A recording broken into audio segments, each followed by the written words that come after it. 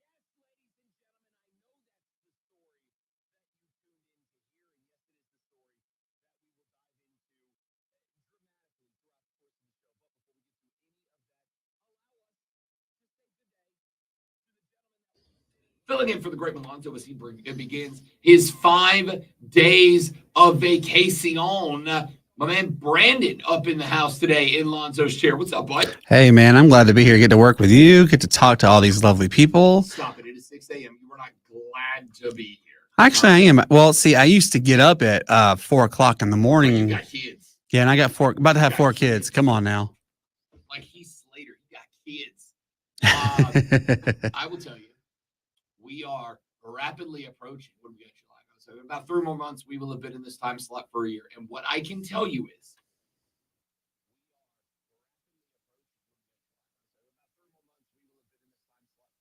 I did the same thing for a good 2.5 years. And so I worked for a delivery company, a uniform delivery company. And I had to, my worst day was Tuesdays. I would take from Simpsonville. I drive all the way down to Abbeville, and then I go from Abbeville down to Saluda, South Carolina, and then come back. That's about a 3-hour drive almost. So yeah, I kind of relate on that one. I always dreaded my Tuesdays, but you know what though? Being here at the station, getting to work with you, I have a lot of fun. So I'm ready for this show, sir. The show is fun. The whole point.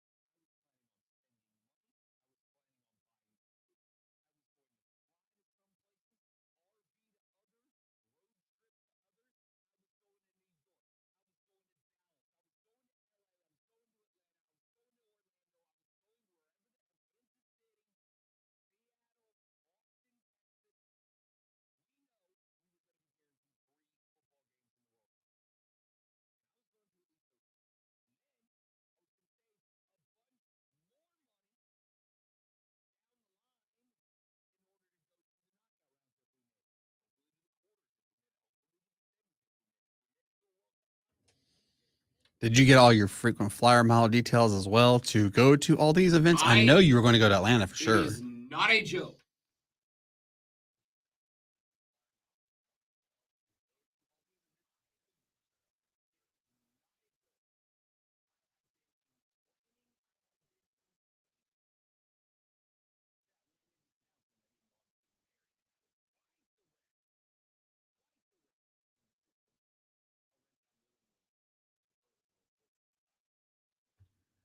That $1.97 has got to go into the other bank account so that when the World Cup, but now I'm like, am I spending the money? Do I really want to follow that team? Do I really want to trail that team around? If Greg was on board, the answer was no. Now that he's not, I wait to find out who the next coach is, and then I'll get to think about it and make that decision again. All right. We're going to talk more about this later on in the show. We got some Team USA basketball we're going to get into it, some Atlanta Braves baseball later in the show. All of that and more rolling up. Brandon in for the great one, Lonzo, this morning. He's with us all 4 hours. I hope you will be as well. When we come back here in just a minute, let's talk a little bit of Team USA basketball as they matched up with Team Canada last night out in Las Vegas, Nevada. Boys get the dub, but was it what we wanted to see? We'll talk about that when we come back. Brandon in for Zoe. I'm Rob Brown. The Rob Brown Show rolls on. It is the Fan Upstate. No. So the Echo. The Fan Upstate Is the sports voice of you, the Upstate fan. But everything else has to do. That's 844-326-3663. All right, guys, I'm going to step away for 45 seconds. Y'all stay right.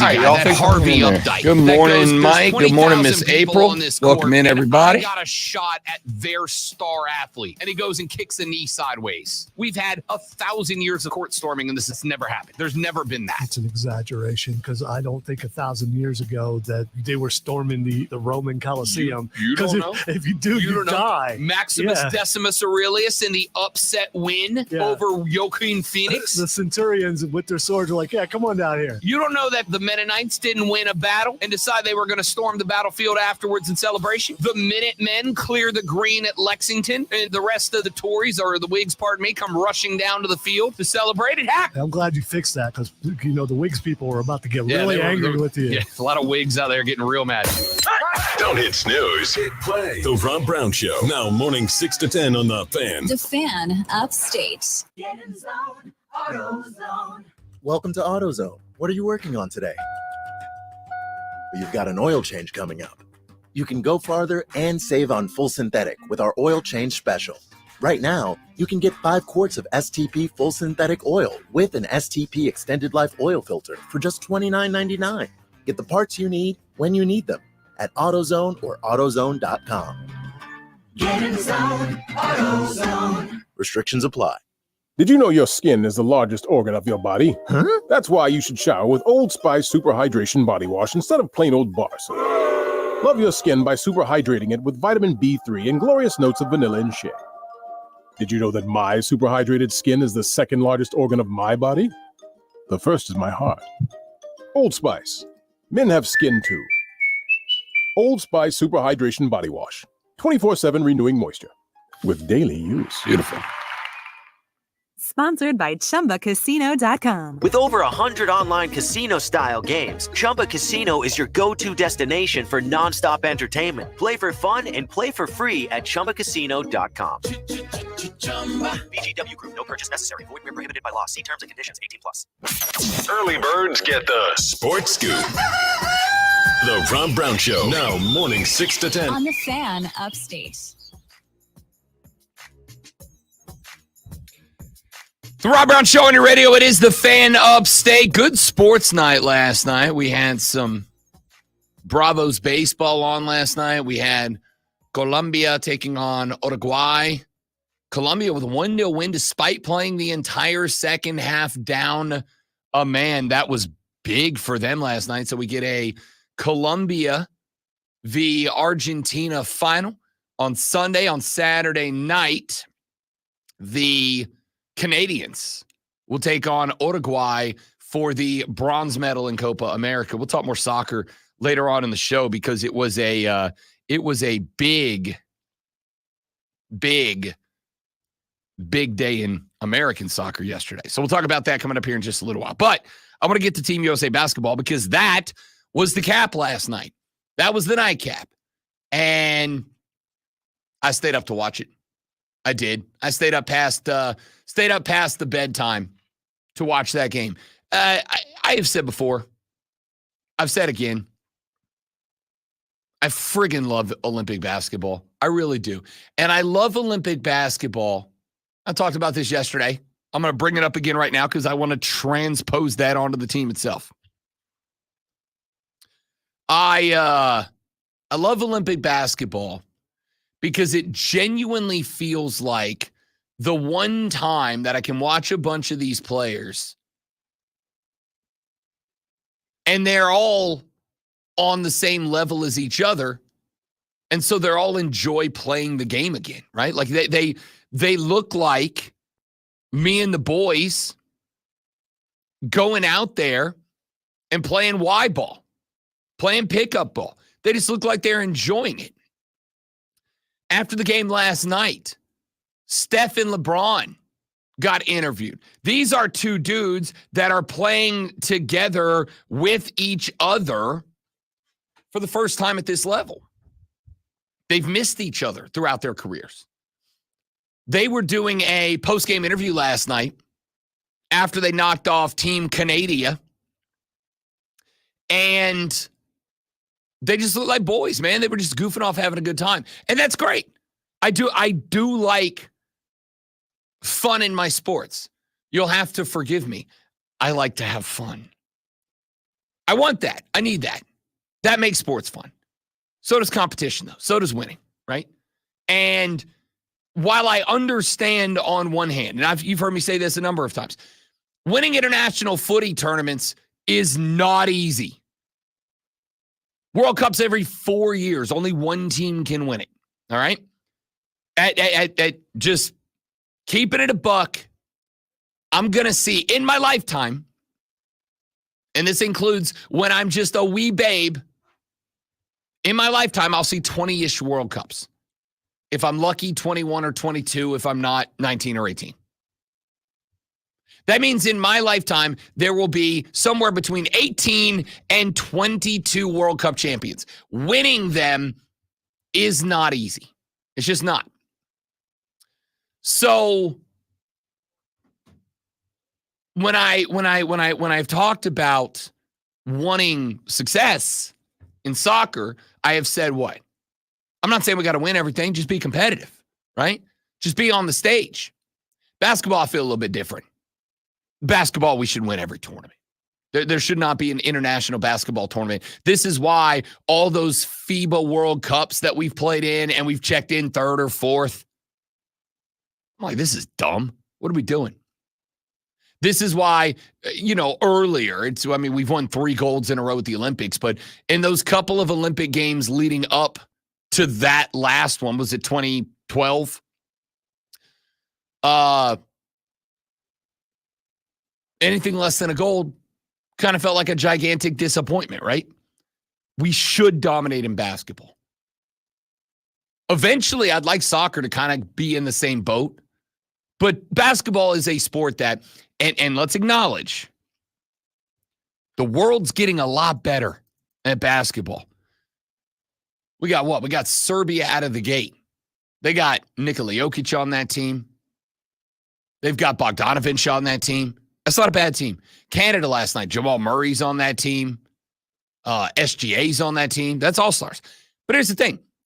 Most other countries, like the best other countries, might have 3 NBAers on their starting 5 and none off the bench. You know how many of our 11 guys are NBAers? Friggin' all of them. We should win every game. But in order to do that, you've got to have a team that cares, is having fun, but also wants to win. I don't know about you. Did you get to watch any of that game last night? So I, like you, I have a bedtime when I have to come work in the early morning. So I only watched a little bit of any sports. Unfortunately, it was the Atlanta Braves game, and I was actually just about to ask you, is it not the best thing to watch international basketball versus America? Olympic style basketball is just something better, and I wish I were able to watch it because I heard it was actually a pretty entertaining game. And I love basketball. I played basketball. I was my first sport. That's my first love. But I do wish I had a chance to watch it last night. I did. I stayed up past the bedtime because I do not care about my own health or well-being. I stayed up late to watch that contest. And I liked what I saw a lot because the boys looked like they were enjoying it. But they started this game 0 for 6 from the field. And for a team that looked real loose in the warm-ups, when they started 0 for 6 from the field, all of a sudden the laughy jokey ha-has kind of stopped. The laughy jokey ha-has kind of took a back seat. The boys dialed in, and then they got going, and then they kept Canada off the glass. And what I am most happy to report to all of you that did not stay up late to watch that game last night, they played defense. Played defense. It was not like a lot of other games in a situation like this where the result isn't important. It's more about the development of it, et cetera, et cetera, et cetera. The result didn't matter. The development did. And last night, I watched a team play defense. Last night, I watched a team that really dialed in on the offensive side. I was very pleased with what I saw. I was very pleased with the team that was put together to go represent. And on top of that, let's also add in the drama that Kawhi Leonard left the team. So the team's only been together like 4 or 5 days now. They've only been on a practice court together, I think 3 times so far. And then you already upset the chemistry by having Kawhi Leonard leave. If you missed that story, effectively Kawhi Leonard missed the end of the regular season and the playoffs for the Clippers because of a busted wheel. Kawhi was observed by the Clippers and Team USA Basketball in camp, and basically a joint decision was made by US Basketball, the Clippers, and allegedly Kawhi that it would be better for him to leave the team, go rehab that knee, get ready for next NBA season. He was replaced by guard Derek White of the Boston Celtics. And by the way, for anybody who's all up in they fee-fees about that move, that's the right move. I saw a lot of people going, why not Jaylen Brown? Why not Jaylen Brown? Jaylen Brown series MVP in the NBA Finals. Why not Jaylen Brown? The answer is because the reason Kawhi was on that team was not because Kawhi is a big-time scoring threat, but because Kawhi is a perimeter defender. And if you look at some of the teams we're up against early, a lot of good wing players, a lot of good shooters we're up against. Derek White's a perimeter defender. Derek White made another All-NBA defensive team this year. Jaylen Brown's a scoring threat.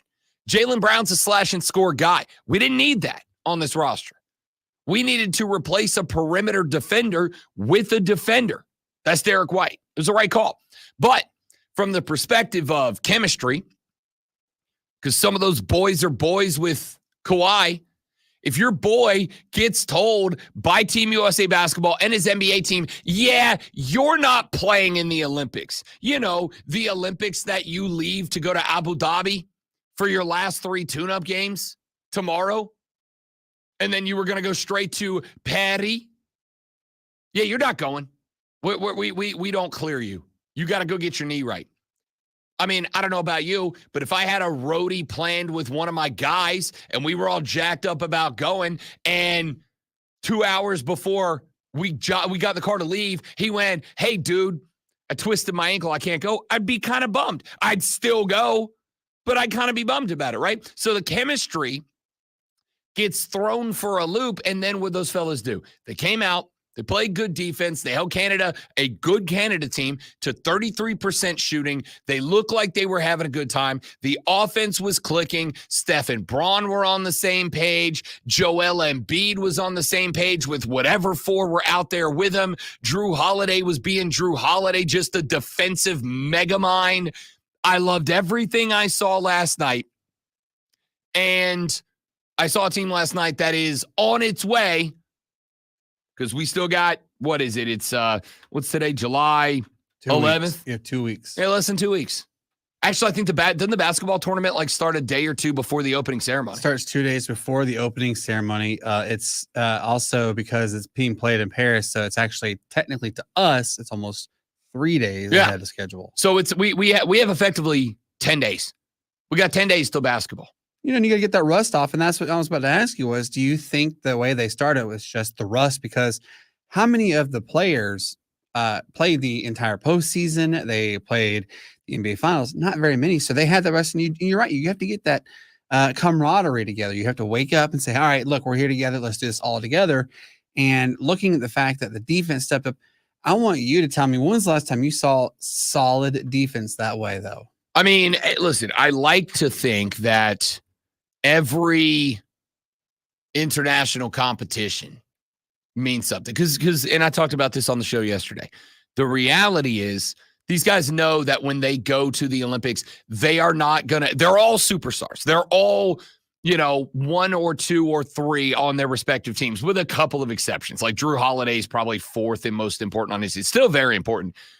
But like Drew Holiday. Outside of that, Jason Tatum, one on his team. LeBron James, one on his team. Anthony Davis, two. Joel Embiid, one on his team. Pick your poison here. Every one of those guys is getting some level of superstar treatment in the NBA. They know when they go to the Olympics, they're not getting that. You're not getting the superstar calls. You're not getting the marquee calls. I saw your face on the side of the friggin' building when I pulled in, so here's a whistle calls. You're not getting that. So it does require them to go back to playing basketball, the way that basketball is played by everybody else. And it takes some time. They practiced 3 times before that game last night. For what I saw for that team last night to be on that click, 3 practices in, I'm happy. That's a team that can go win a gold medal. I am very happy. All right, let's run to a break. When we come back here in a minute, we got a lot of stuff to get to. The Dodd Award winners list of nominees has been dropped. And there is a conference that I don't think you'll expect that has the most coaches nominated for the Coach of the Year award. I'll tell you which one it is, and we will go down some of them to see who's legit and who's not when we come back on the Rob Brown Show in the Fan Upstate. Get your daily dose of sports opinions with us. This is the Rob Brown Show on the Fan Upstate. I'm Chuck Sanders. Here's the Sports Flash presented by Progressive. Panthers training camp underway in just about 2 weeks. Fans can watch 14 open practices. The first of those, July the 24th at 9:30 in the morning. That'll be at the Panthers practice fields. On July the 27th, practice will be held inside Bank of America Stadium. The Braves fell 7-5 on the road against the Diamondbacks on Wednesday. Charlie Morton went 6 1/3. He allowed 4 runs on 5 hits with 5 strikeouts, but he allowed a pair of homers. Eugenio Suarez and Ketel Marte went deep. Paul Sewald picked up save number 12 on the season. Diamondbacks starter Slade Ciccone went 4 innings, 3 runs, 4 hits. He walked 2 and struck out 3. Travis d'Arnaud had a 2-run double in the second for the Braves. Marcell Ozuna hit a 2-run homer in the top of the 8th. The series continues. Max Fried gets to start today. Bundle auto and home, renters or condo, and save with Progressive. Download the Odyssey app, search the Fan Upstate, and listen anywhere on your phone. I'm Chuck Sanders. That's the Sports Flash on the Fan Upstate. Up to the minute upstate traffic. The Cordell and Cordell construction cam shows a lot of flashing lights northbound 85 at Pelham Road. The right lane and shoulder are blocked, so move to the left. And today on the southbound side of 85, they're going to be closing the left lane and shoulder, so be prepared to...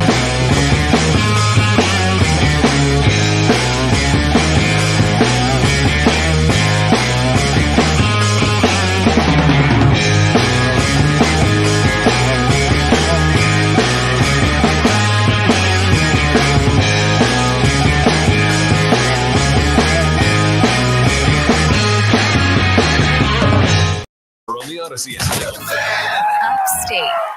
Have you been wanting to find the secret to losing weight and getting healthy the natural way without drugs or injections? Hi, this is Dr. Elliot Hirschhorn with New Life Weight Loss, and we know the secret to losing a half a pound to a pound of fat every day, naturally, safely, and effectively, without counting points or calories, no exercising, no prepackaged meals, no drugs, no surgery. Go to mynewlifeweightloss.com now. Hey, it's Rob Brown. I went back home to Florida last weekend to spend time with friends and family. I haven't seen it in a while, and I cannot tell you how nice it felt, thanks to my friends at New Life, to be down all this weight and have people telling me how good I look, to be wearing vacation clothes and feel like I looked good on vacation. It works. Many patients lose 20 to 30 pounds in about a month or two. That's up to a pound per day. For your free consultation, call 864-719-2550 or go to mynewlifeweightloss.com. Our expert team will discuss your health goals, help determine the root causes of your weight issues, and put you on a path to success. We are doing a delayed go one to because our mynewlifeweightloss.com wedding now. is down in St. Augustine, so we're going to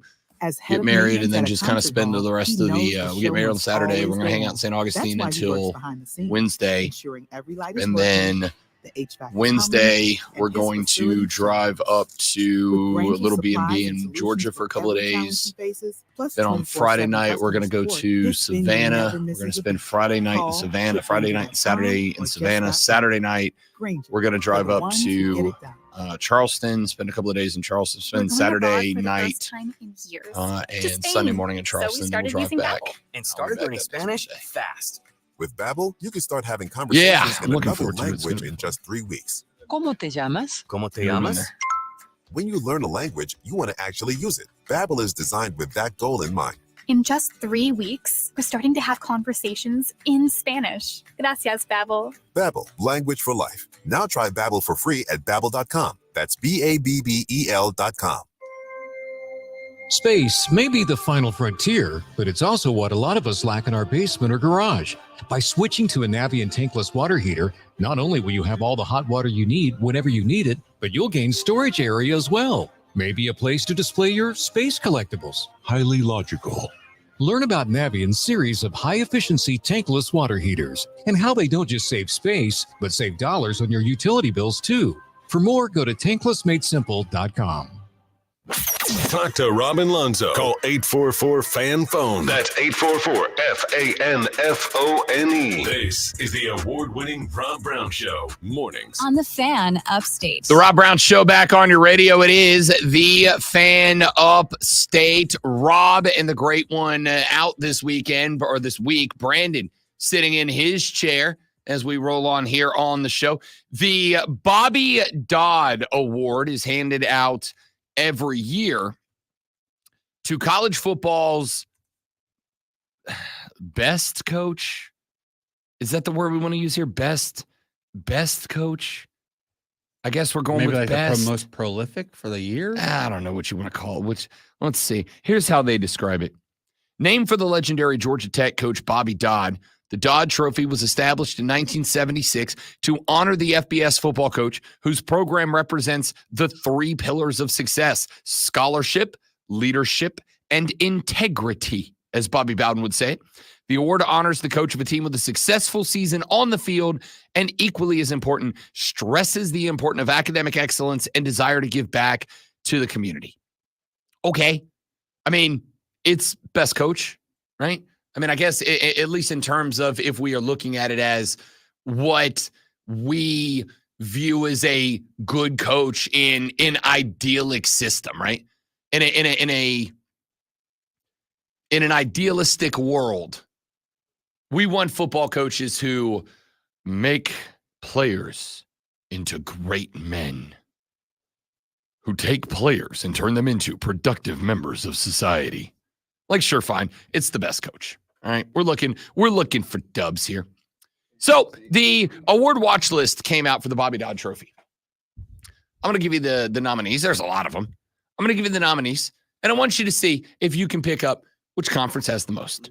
Jeff Brom, Mario Cristobal, Ryan Day, Dave Doran, Eli Drinkwitz, Kirk Ferentz, James Franklin, Marcus Freeman, Mike Gundy, Josh Heupel, Brian Kelly, Lane Kiffin, Chris Kleiman, Lance Leopold, Mike Norvell, Brent Pry, Lincoln Riley, Steve Sarkisian, Kirby Smart, Dabo Swinney, and Kyle Whittingham. Those are your nominees. That is 6 Atlantic Coast Conference coaches that headline the 2024 Bobby Dodd Trophy preseason watch list. 21 coaches are all out there. No conference has more than the ACC's 6 head coaches. Jeff Brom of Louisville, Mario Cristobal of Miami, Dave Doran of NC State, Mike Norvell of FSU, Brent Pry at Virginia Tech, and of course, Dabo Swinney at Clemson. Of the 21 coaches on the 2024 watch list, 5 are previous winners of the Dodd Trophy, including 2 from the ACC. Dabo Swinney won it in 2011. Mike Norvell won it last year. But the ACC sent out a little interesting, and it's a PR email, right? When Rob Brown gets an email from the SEC or the ACC, 99% of the time, it's some bit of news dressed up as public relations. That's fine. That's fine. Because when conferences throw themselves out there, when they promote themselves, usually it's very interesting, in my opinion, usually interesting stuff to talk about. Let me read you what the ACC had to say in their Bobby Dodd preseason awards watch list and see what jumps off the page at you. Here's what they wrote up.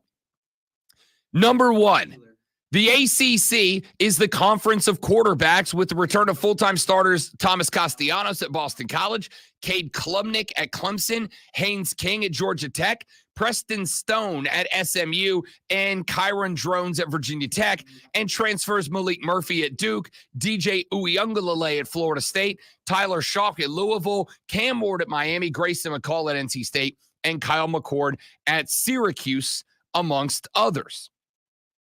They go on to say the ACC has the top-ranked group of quarterback transfers in 2024 by CBS Sports. 13 quarterbacks in the league enter the 2024 season with over 20 career touchdown passes and 3,500 career passing yards. 8 quarterbacks from ACC schools are projected to start week 1 in the 2024 NFL season. That is a quarter of NFL teams quarterbacked by former ACC school quarterbacks. And since 2018, the ACC has had at least 1 quarterback drafted in the first round in 5 different drafts, the only conference to do that. Which is, again, it's very interesting. And it's more interesting to me. It is, I don't want to say more, that's not the right word. It is equally interesting to me that on this list of ACC quarterbacks that the conference is promoting, and again, it's promotion season in college football right now. It is schools promoting themselves. It is players promoting themselves, and it's conferences promoting themselves as we have conference media days that are taking place around the country right now. We had Big 12 Media Day where Mike Gundy was like, let me see what the dumbest thing I can say into a microphone is. And then we have kicked off Pac-2 Media Day, which, by the way, is my favorite thing. I got to tell you right now, I wish I was a radio show host in Pac-12 country right now. And by in Pac-12 country, I mean in Oregon. Phenomenal. The Pac-2 Media Day took place in a ballroom at a hotel with 2 teams, the 2 mascots of which were the primary focus. And they just had a one-night open bar media night. Are you kidding me? I'd have had a freaking blast. That's the funniest thing I've ever seen. It was awkward. It was painful, but at least they said, hey, we know none of y'all want to be here. We know none of y'all need to be here. So here is an open bar for your troubles. I mean, I do appreciate that. Let's get elite and wasted at a media day, right? What else are you gonna do? I got 15 minutes and 2 I can knock out all. What do you got? You bring, most schools bring 5 players, somewhere between 3 and 5. Let's say you got 10 players who are all going to speak for 10 minutes. You got 2 coaches who are going to speak for half an hour tops. I'm looking at like 3 hours max of covering this event, but you made me come to a hotel? Hell yeah, open bar. I've knocked out all of my articles for the week by 9 p.m. Hell yeah, give me an open bar. All right, anyway, not the point. I love the ACC throwing out there their quarterbacks. I love them throwing out there and promoting the quarterbacks. There are some I'm interested in. Thomas Castellanos, I don't know what he's got.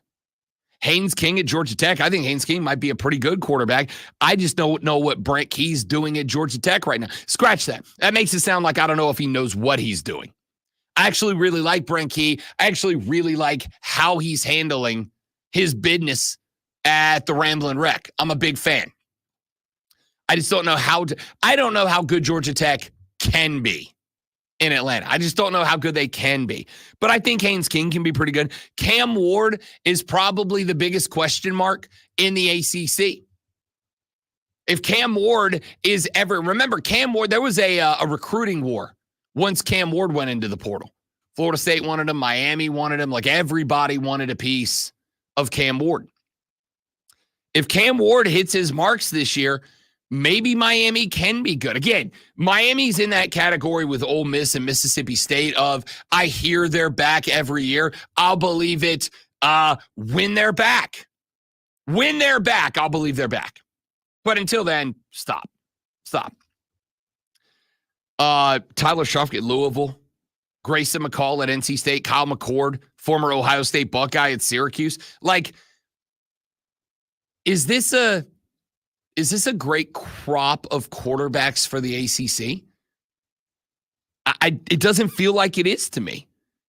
Which of these guys? DJ Uiagalelei at Florida State. Again, I think it is, and I've said this before, I think it is fair to ask the question, was DJ Uiagalelei below average at Clemson, or has Clemson lost their touch in developing quarterbacks? Or both. Maybe it's a little bit of both. But DJ Uiagalelei goes up to Oregon State, becomes a Beaver, and he does slightly better. I didn't blow anybody away, but he did slightly better. I would also make the argument that I don't think Oregon State had the weapons that Clemson had. So to develop him into a slightly better quarterback with, again, I think, correct me if I'm wrong, Clemson fans, less talent at Oregon State is interesting. Now he comes down to Florida State. In fairness, I got no idea what the hell Florida State's rolling out this year. They lose their number 1 running back. They lose their top 2 wide receivers. They lose their title. Like, they lost a lot at Florida State. And if that is the case, do they have the weaponry to let DJ Uiagalelei break out? I don't know. Point here is, I find the ACC leaning on their quarterbacks as their strength kind of interesting. Because then again, if I'm looking around the country this year at the top quarterbacks in 2024, right? Who are we putting on that list? And maybe we'll break this down. Is Carson Beck at Georgia, who did almost have 4,000 yards last year? Is Carson Beck a guy that blows you off the page? Or is he just benefiting from playing at a damn good Georgia team? I don't know. I do like Dylan Gabriel at Oregon. I think Quinn Ewers is overrated at Texas. And I think Quinn Ewers is getting exposed this year. Jalen Milroe at Alabama's fine. 2,800 yards last year. I don't know. And then on top of that, you add that he's in Kalen DeBoer's system now, right? You've changed head coaches. I don't know. I'll tell you a guy that's under the radar for a lot of people right now that I do like. Noah Fifita at Arizona. I think Noah Fifita is going to be a dude this year. Jackson Dart at Ole Miss. Jackson Dart, I feel, is a guy that I put up there with Quinn Ewers. Like, I think he's good, but I think he's got a lot of weakness to his game. I think Jackson Dart can be protected by the fact that Lane Kiffin did a wonderful job working the portal to get him some talent. I think Jalen Daniels at Kansas is going to be a stud. I'm not sold on Shedeur Sanders yet. I think Shedeur Sanders survives by being a freak athlete, but I don't think he's a great quarterback. Cam Rising at Utah is a guy that I think we've seen can be a good dude, but I don't know what that dude looks like after missing effectively back-to-back years at this point. And Cam Ward at Miami, who I've already talked about. Maybe the ACC is lacking at quarterback, and I'm just not seeing it because they are promoting the hell out of quarterbacks in the ACC right now. Like, that's what the ACC is promoting right now. Look at our quarterbacks. Look how good, look how deep we are at quarterback. Are they? Texas says Drew Allar at Penn State. Good with that one, too. Are they good at quarterback, the ACC? But I'm also looking around at the top-ranked quarterbacks nationally, and there's like 3 or 4 that I'm like, that guy's good. There's really not that many this year. Or is it just me? You know how you said they're focusing on the ACC quarterbacks. Unfortunately, I know this is going to make people upset with Clemson. Is Cade Klubnik off the milk carton yet, though? Because we don't know what he's capable of just yet. Is this going to be the year he finally comes out of his shell, lights it up left and right, could possibly win the Heisman, lead Clemson to an undefeated season? We don't know that kind of thing. So, you say that they're focusing on the quarterbacks, but a lot of the quarterbacks in the ACC, like I said, milk cartons right now. There are, I think, and there are people who don't like this style of radio. People are. I don't care. There's 2 ways that not all. There's 2 ways that most radio dudes are handling the conversation about Cade Klubnik right now. On one hand, there's a bunch of people going, Cade Klubnik's the best. He's fine. Everything's great. Don't worry about it. He's going to throw for 1,000 touchdowns this year. And then there's the other half of radio people across the upstate of South Carolina, really across the state of South Carolina, who are going, this guy stinks. He's overrated. Dabo screwed the pooch. He's bad. The answer to me is, I don't know. You don't know. We don't know. Let's not pretend that he wasn't working in Garrett Riley's offense last year. Let's not pretend that he wasn't under a first-year OC last year, that the entire system didn't shift last year. And, oh, by the way, as a first-year quarterback, right? He got growed up under the old way, and then right before he became the starting full-time quarterback, they're like, oh, by the way, everything you thought you knew, everything you had together, yeah, we're changing all of it. Garrett Riley's here now. So I don't know is the answer. I don't know what Cade Klubnik's going to be. But that's also part of the reason that I'm reading this email from the and from the ACC, and I'm like, really? The conference of quarterbacks? Is that what the ACC is digging their heels into? The conference of quarterbacks? I don't know how I feel about that. All right. We got to run to our final break of hour number 1. When we come back in hour number 2, we got your water cooler cheat sheet, top 3 sports stories that you need to know. You have the sports flash theme. I forgot to ask you. Beautiful. See, I knew Brandon was on top of it. Why did I even ask?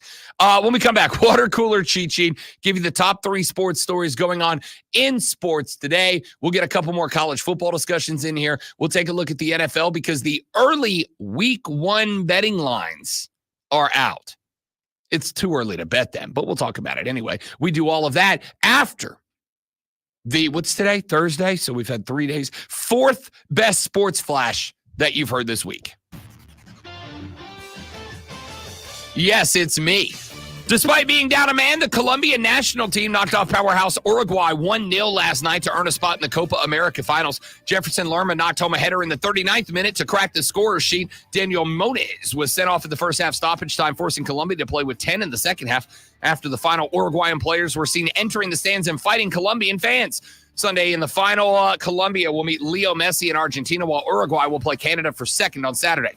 After just 3 days of practice, Team USA basketball defeated Canada 86-72 in front of over 20,000 fans in Vegas last night. Anthony Edwards led the team with 13 points. Anthony Davis added 10 and 11 boards, while the American defense held Canada to just 34% shooting. The game came hours after the announcement that Kawhi Leonard left the team to focus on his return to the Clippers last season.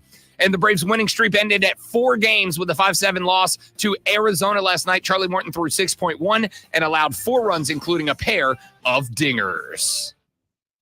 The Fan Upstate is Bang, counting nailed down it. to the start of Nailed the it. ACC football Nailed kickoff it. in Charlotte. All right, guys, hit the restroom. Y'all stay right there. We'll be right back. Don't go anywhere.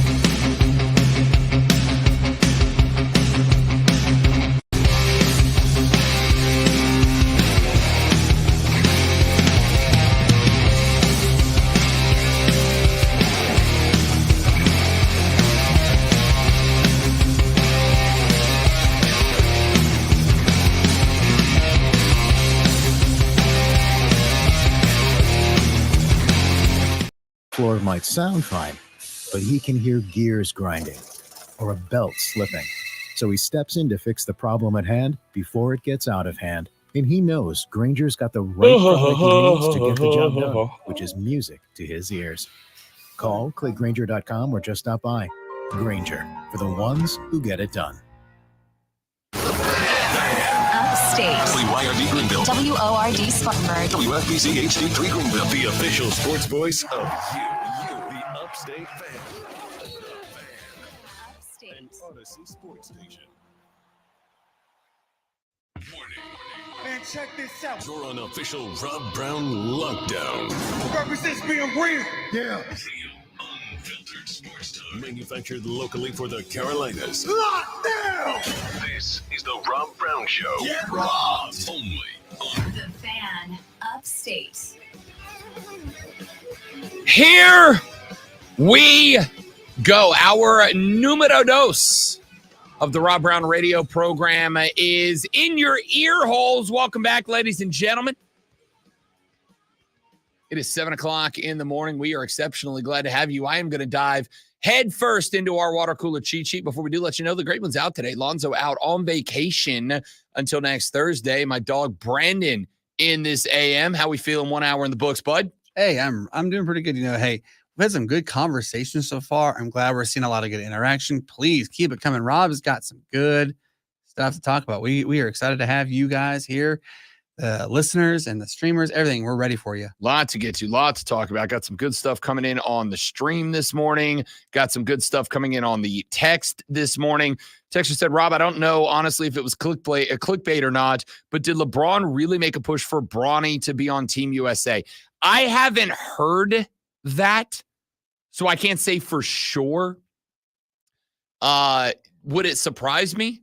Not really. And just to put this out there, I don't have any issue. Like, if Bron asked, it's one thing. What I do know Bron didn't do is go put him on the team or I'm not playing because he's not on the team and Bron is playing. If Bron would have said, put him on the team or I'm not playing, then I would have said, all right, you think you're bigger. It's one thing to think you're bigger than the Lakers. I don't care about that. And for the record, I don't think Bron thinks that either. I just think he wanted to play with his kid. I ain't got kids. I'm an Oppo Heath Slater. I ain't got kids. But I did have a very good dad. I was very fortunate to have a great father. Very fortunate to have a great dad. And I'm willing to bet my dad would have done the same thing. My dad brought me to everything that he did. Everything. My dad went out of his way to bring me to things that he did. Not necessarily, partially so that I could see and experience and learn, yada, yada. But also because my dad wanted to spend time with me and vice versa. I don't have any issue at all with LeBron wanting his kid on his basketball team. You know how many other people have had the chance to do that? None. Nobody else has been able to do it. So I honestly think it's kind of cool. I don't have an issue with that. Would I have an issue if he did it with Team USA ball? Yes. That's different to me, right? Because this isn't your pro franchise. It's fine if LeBron wanted Bronny on the team so he could go to the Olympics with his boy. Sure. But like, it would have been different. It would have felt different if Bron would have pulled the stunt that he pulled with the Lakers with Team USA. Because it's one thing to do that about your job. It's another thing to do it for not your job, but in a position where you are representing every American basketball fan. But for the record, this is all based on a hypothetical and speculation. Texter, I did not hear anything that Bron made a move to get Bronny on the Olympic team. All right, tell you what we got to do. It's 7:03 in the morning, almost 7:04, which means you have just a tick over 56 seconds, maybe 56 minutes to get to work this AM, to get clocked in, to get locked in. And I know how the gig works. You start at 8, and by like 8:07, you're ready to take that first break. You're going to walk down the hallway. You're going to go find Bob from maintenance. Bob's a cool guy. We all like Bob. You're going to go find Bob from maintenance. You're going to meet up with Bob over by the water cooler, and you're going to talk sports. And if you're going to talk sports, you got to know what's going on in the world of sports. And if you got to know what's going on in the world of sports, you need this. Are you ready for the playbook of the peculiar, the almanac of the absurd, and the encyclopedia of the extraordinary? Well, you better be, because we're diving headfirst into the 3 top stories that will have your coworkers saying, You hear that? even before they take their first bathroom break. No. Here we go. Welcome to the water cooler cheat sheet on the Fan Upstate. Joey texted the show and said Bronny on Team USA would be this generation's Christian Laettner. Yeah, I mean, Christian Laettner was definitely the standout black sheep of the dream team, but also Christian Laettner was a pretty steady 4-5 guy, right? He's not my starting 5, but he was a pretty steady 4-5 guy. All right, water cooler cheat sheet, top 3 sports stories you need to know before you get to the office and start talking sports this morning. Let's go ahead and dive right in with item number 1. Glug, glug, glug, glug, glug. The Arizona Diamondbacks knocked off the Atlanta Braves last night 7-5. It ends the Braves' 4-game winning streak that they had put together. Charlie Morton went to the bump last night through 6.1 innings of 5-hit baseball. Not bad. 2 of them were dingers. He allowed 4 earned runs. Not great. But he wasn't tagged with the loss. Joe Jimenez was tagged with his 3rd loss, as he ended up giving away a pair of runs in the bottom of the 8th that proved decisive. Jimenez gave up a pair of runs in the bottom of the 8th that allowed the D-backs to go up 7-5 in the top of the 9th. Atlanta could not find anything from the dish, and that was the ball game for this squad. Atlanta did put 8 hits on the board last night. Austin Riley had 3. Marcell Ozuna had a couple, including a late game jack that kept the Braves alive. Travis d'Arnaud had 2. Eddie Rosario had 1. No other Brave managed a hit. Despite being on a heater later, Jared Kelenic, no hits last night. Ozzie Albies, no hits. Matty Ice Baby Olson, I call him that because he is stone cold, no hits.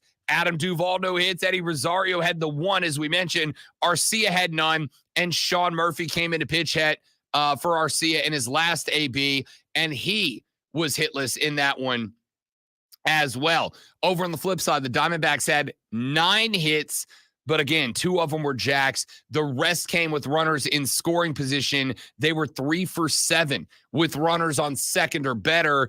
Diamondbacks end the Braves' 4-game winning streak. The Braves now are 51-40. That is good enough for second place in the NL East. Philly goes back-to-back wins over the Dodgers.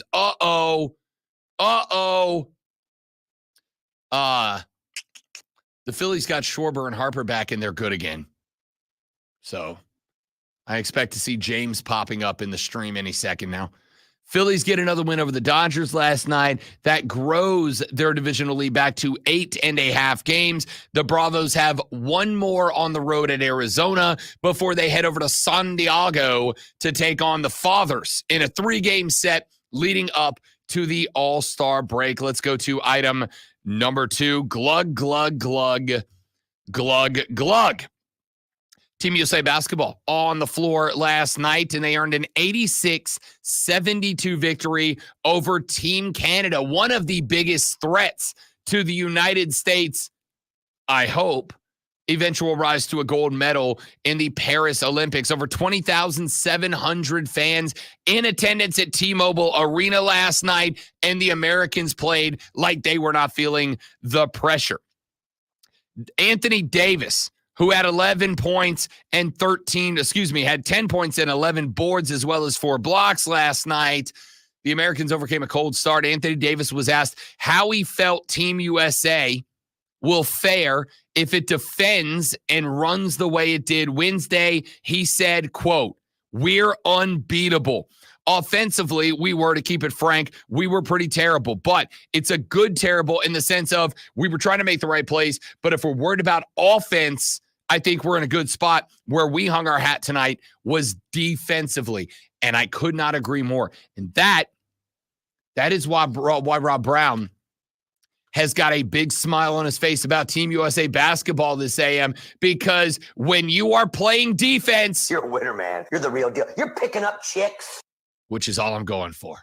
Be the real deal, be a winner. Playing defense at the international level is what will get you there. And it's what Team USA did last night. They lost Kawhi Leonard just hours before this contest began. It was announced that after being under observation by Team USA Shooty Hoops and by his NBA team, the LA Clippers, they decided Kawhi's not ready. So Kawhi bails. Derek White will be Kawhi Leonard's replacement on the roster for the Olympics in Paris, not Jaylen Brown. Despite all of that going on in the locker room, Team USA Shooty Hoops last night came out and had themselves an evening against Team Canada. It was a raucous crowd in the. It felt like a good NBA game, is what it felt like. Atmosphere-wise, it felt like a good NBA game last night, like an exciting NBA game. I like the energy. I like the gas. I like the juice. More importantly, I know this sounds cliche, and I know that as an analyst, as a dude, as a bro, I'm not supposed to say super lame stuff like this, dude. The boys were having fun. Despite the fact that they started ice cold offensively, 0 for 6 to open it up. Once they got rolling, the boys were having a good time. And I was thrilled to see it. It was fun to see. I liked to see it. It was entertaining to see it. It gave me a little hope, a little optimism that we can enjoy Team USA basketball. We can enjoy Team USA basketball at the Olympics because not only are they entering as the betting odds-on favorite, but they know it and they're playing like it, and that's what I'm asking for. Take some intensity and take some defense to the Olympics, and let's see what happens. I loved it. I enjoyed it. Let's go to item number 3 on the water cooler cheat sheet. Glug, glug, glug, glug, glug. Greg Berhalter is out. Greg Berhalter no longer the manager of the United States men's national soccer team. I'm not going to play the celebrate good times, come on, clip on you right now. I'm not going to drop that clip on you because I don't celebrate a dude losing a job. All right? It's hard out here on the streets. Losing a job ain't easy. The rent is too damn high. It's hard to lose a job. But sometimes it's the right thing, right? I think that one of the things that has to be talked about is that the real world sucks sometimes. In an ideal world, you don't celebrate a guy losing his job. But we do not live in an ideal world. We live in a world of reality. We live in a world where sometimes people are bad at their job. We live in a world where sometimes people are bad at their job and it impacts other people. And in this case, I am talking about the players on that team, players that are not advancing, not developing, not progressing in their international careers. You are impacting people in the front office of U.S. Soccer. And while I do think it must be pointed out that it was those people's decision to hire Greg, then rehire Greg, it still stinks. And you're impacting fans. I'm going to talk a little bit about this later in the show. But as I said back in the first hour, when it was announced that the United States would be the host of World Cup 2026, I did something that I don't ordinarily do. I began planning. The summer of 2026 was going to be the summer of Rob Brown. The summer of 2026 was going to see Rob Brown jumping on airplanes. It was going to see Rob Brown renting RVs. It was going to see Rob Brown putting some miles on the vehicle because your boy was going to go wherever the 3 U.S. group stage games were going to be. But after that performance in the Copa America, in one night, well, not in one night, a build-up over multiple nights that culminated in a split decision after one night. In one night, I went, yeah, I'm not doing that. I'm not doing that, right? I'm not going to follow a losing team around the country. I'd follow a team that I hope is competitive. I'd follow a team that I want to see do well, but I can't follow a team that's going to be a bunch of losers. And under Greg, respectfully, that's what we were going to be. How do I know that? Because he's been in charge for 6 years, and it's what we still are. So Greg Berhalter officially out as the manager of U.S. Soccer. It is something I've been asking for 2 years now, since the failure of World Cup 2022. Yes, the World Cup we got out of the group stage. Yes, a World Cup that we made it to, and then we got smoked by the Dutch. And again, the Dutch are a good side. I wasn't really mad about the loss. It was that we got embarrassed by the Dutch. Losing happens. It's sports. It's sports. It happens. Losing happens. Getting embarrassed should not. And we were embarrassed. We were embarrassed in the 22 World Cup. We were embarrassed in the 24 Copa America. The only tournament we haven't been embarrassed in was the Gold Cup and OBT Dubs. Greg wasn't the manager for that tournament. BJ was. Different game, different story. So, I'm intrigued. I'm intrigued to see what this federation decides to do. On one hand, it's a weird spot. Because on one hand, you don't want to rush into another hiring. You don't want to rush and get the wrong guy. On the flip side, we got 2 years. On the flip side, we got 2 years, one more thorough cycle. We got, I don't know, man. I don't know. I don't know what to say. I don't know what to do. Get the right guy. Who's the right guy, Rob? I don't know. But I also don't work for the U.S. Soccer Federation. I'm not in the locker room with Christian Pulisic and Gio Reyna and Timothy Weah. I'm not in the locker room. I'm not on the training pitch with them. I don't know who the right guy is. It's also not my job to know. Are there guys I like? Sure. Do I take a swing at Jurgen Klopp? Absolutely, I do. Do I think he's coming? Probably not. Do I take a swing anyway? You're damn right. I don't know who the right guy is. What I do know is we better get him. What I do know is we got another Gold Cup between here and there. We got a lot more CONCACAF events between here and there. We got 2 years to get this team right. Get it right, U.S. Soccer. All right, we'll talk more about that later on in the radio broadcast. I got a few more things we need to get into. Our home run derby field is officially filled up. We're going to talk about that as well as some other baseball. Philadelphia is... They're good. Philly's good. Can't argue that anymore. We'll talk some more U.S. basketball. I got some NFL conversation to get into as well. Going to ask you early. It's only July, but we're inside of 2 months away from the start of the NFL season. What team's the biggest disappointment and what team's the biggest surprise in this NFL season?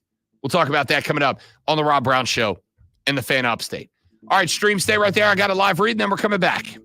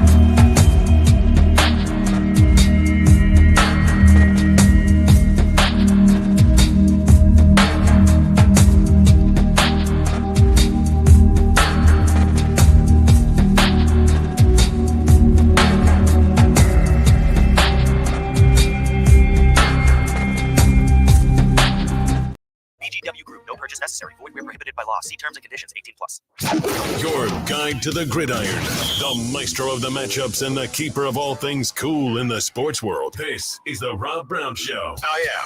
Lonzo's here, too. This is the Fan Upstate. That's technically wrong, Mr. Announcer Guy. Lonzo is not here, too. Lonzo's on vacation, a well-deserved vacation for the great one. He will return a week from today with banners unfurled and trumpets sounding.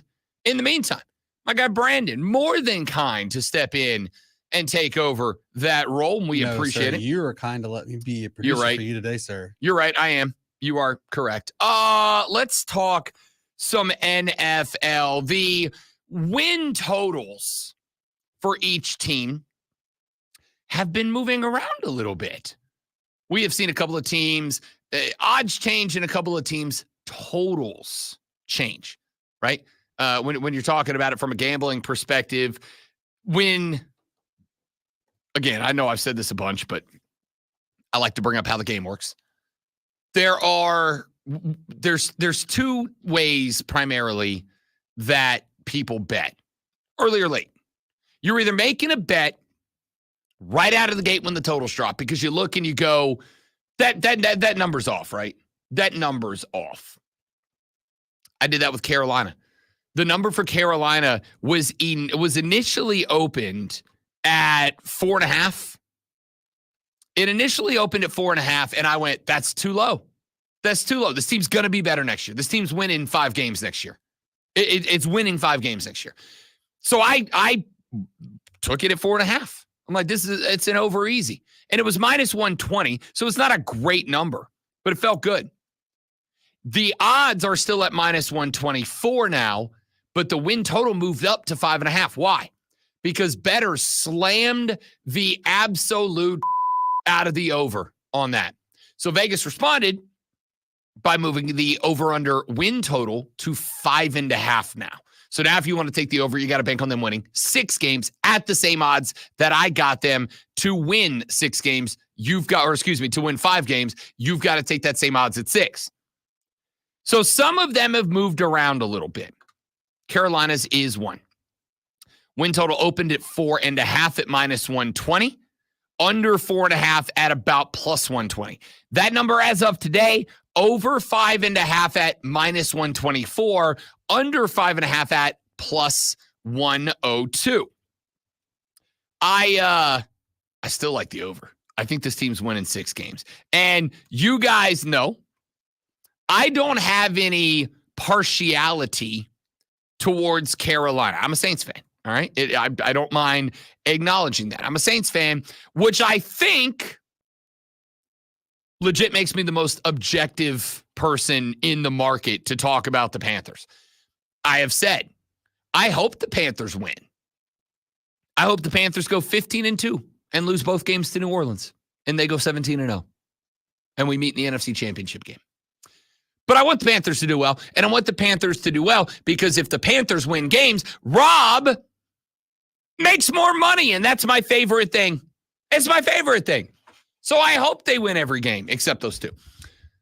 Looking up and down the schedule, let's take a look at what this schedule shapes up to be and see if we can find 6 wins, shall we? Open on the road at New Orleans. I'm going to be straight up with you. That's a toss-up game to me. Brandon's holding up the Valley Girl clueless loser. L. The Aints going to beat them. What makes you so confident? Because Dennis Allen's still our coach. So, all right. I don't know if you've seen the training or the workout videos or whatever they want to call them with Bryce Young cannot complete a pass to any of his practice receivers or even any of his receivers in general. He throws them into the dirt. So that's why I say week 1, the Saints, I think in this pains me because everybody knows I'm an Atlanta Falcons fan. Now, if you can see on the stream, I have my Falcons shirt on. I'm going to tell you this, that the Saints are going to beat down the Panthers. I'm saying like a 40-6 kind of game. And yes, Dennis Allen is your coach. But I think he dominates week 1 against the Panthers. Okay. Before I respond, I want to say I'm glad you're here. Thank you for filling in. You're a very nice person. I enjoy working with you. And let me follow with that with, are you high, right? Did you come to work on drugs this morning? I just gave your team a compliment. I don't want it. We stink. The Saints are going to be, listen, the whole division's going 8-9. I don't know how it's going to happen. The whole division. No, that's not true. Atlanta's going to go 12-5, and they're going to whoop up on the division this year. Atlanta's going 11-6, but we'll come to their win total in a minute.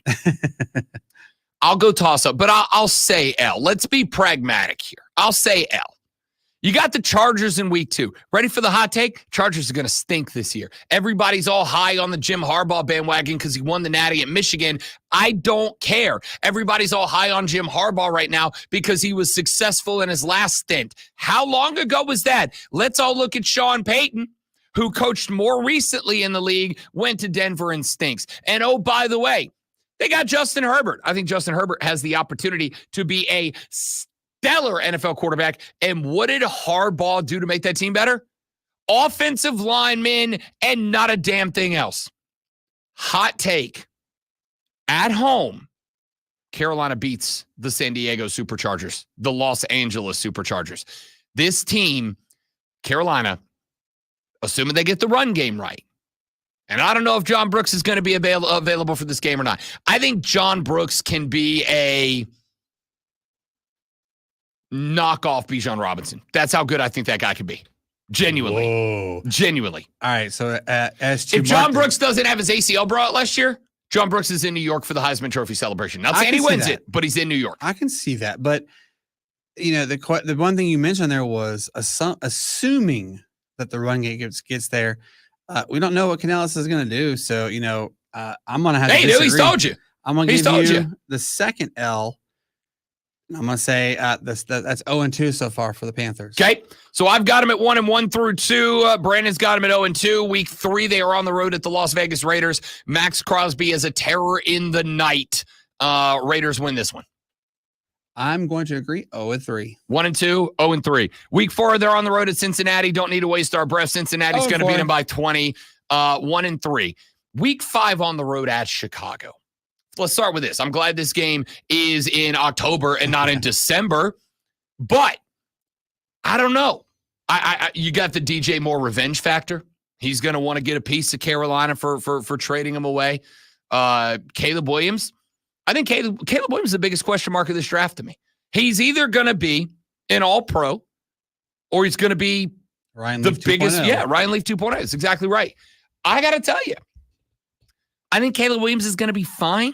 And I've said a number of times, I think the Chicago Bears have done a spectacular job of setting Caleb Williams up. Honestly, you could not come into a better situation as a rookie than Caleb Williams has.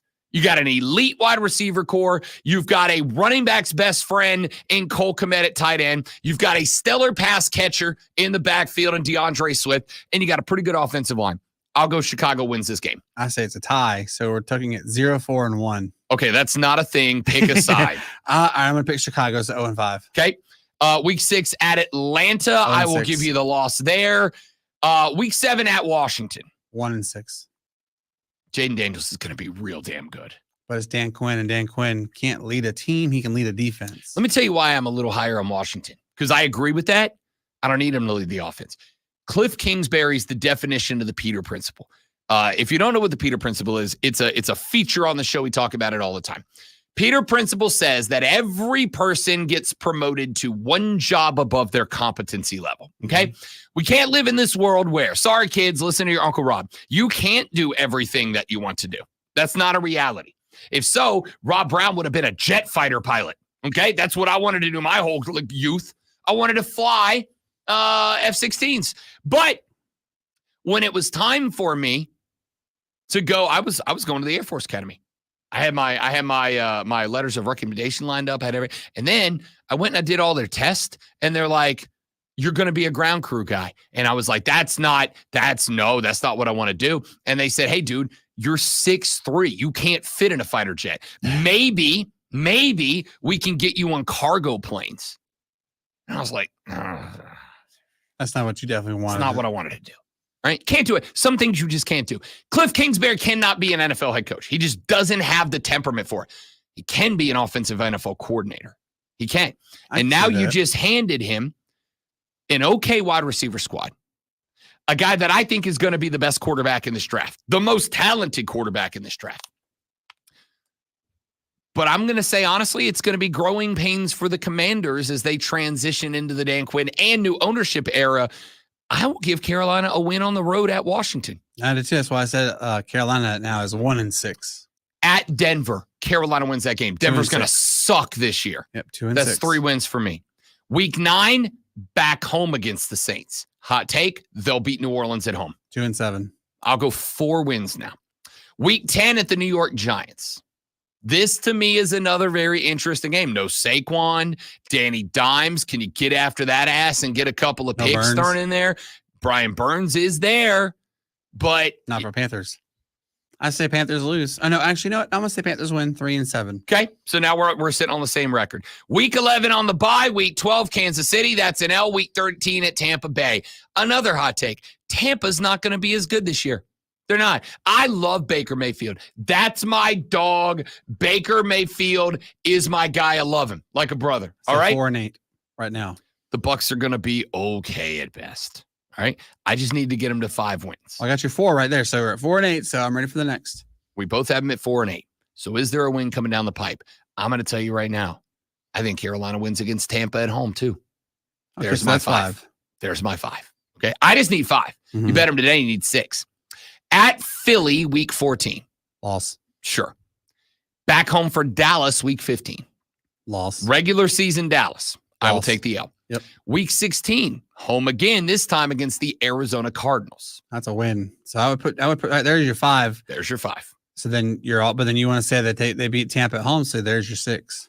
Week 17 at Tampa. I'll give Tampa the win. Okay. So you're that. So that right there would be your 5-11. All I need is 5.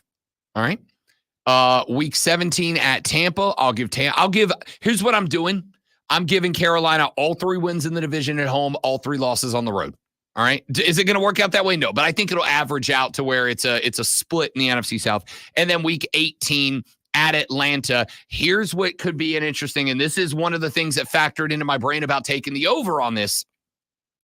If we get to week 18 and Atlanta's wrapped up the division and Carolina's season doesn't matter anymore, Carolina goes out there just to get a win. Atlanta rolls some backups because I don't think Atlanta's not winning the 1 seed, right? No. So Atlanta's prepped for a wild card matchup a week later.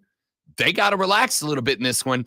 If Atlanta and or Tampa have the division wrapped up in week 17 or 18, there's a free square. There's a bonus win for you. If there's a bonus win, that gets you to 6, maybe 7. And that's in Atlanta. Or 5, right? maybe 6. Both of these, the last 2 weeks, 17 and 18, are both away at Tampa and at Atlanta. I think Tampa wins, and then I think Atlanta wins because Carolina traditionally has struggled. Not always, but their overall record in Atlanta is not a winning record. So I agree. I say 5-12 is my predictions. If this was week 12, I'd pick Atlanta. I'm saying week 18, Atlanta's got the division wrapped up. Doesn't matter to them. This Need to game's record that. irrelevant, right? I have been saying that all off season. Atlanta's winning this division. Atlanta's winning this division with 11 wins this year. You don't have a defense. You're winning 11 at most, but 11's more than enough to win the NFC South. Tampa's winning 9. Atlanta's winning 11. New Orleans is winning 8. Carolina's winning 6. That's my pick right now, and I feel good about it. All right, let's do this. Let's run to a break. When we come back here in just a minute, let's take a look at Atlanta's over-under win total. We'll do the same for New Orleans and Tampa as well. We'll run through their schedule and make our early prognostications. That's coming up next on the Rob Brown Show in the Fan Upstate. All right, guys, stay right there. One more live, and then we're coming back. Don't go nowhere.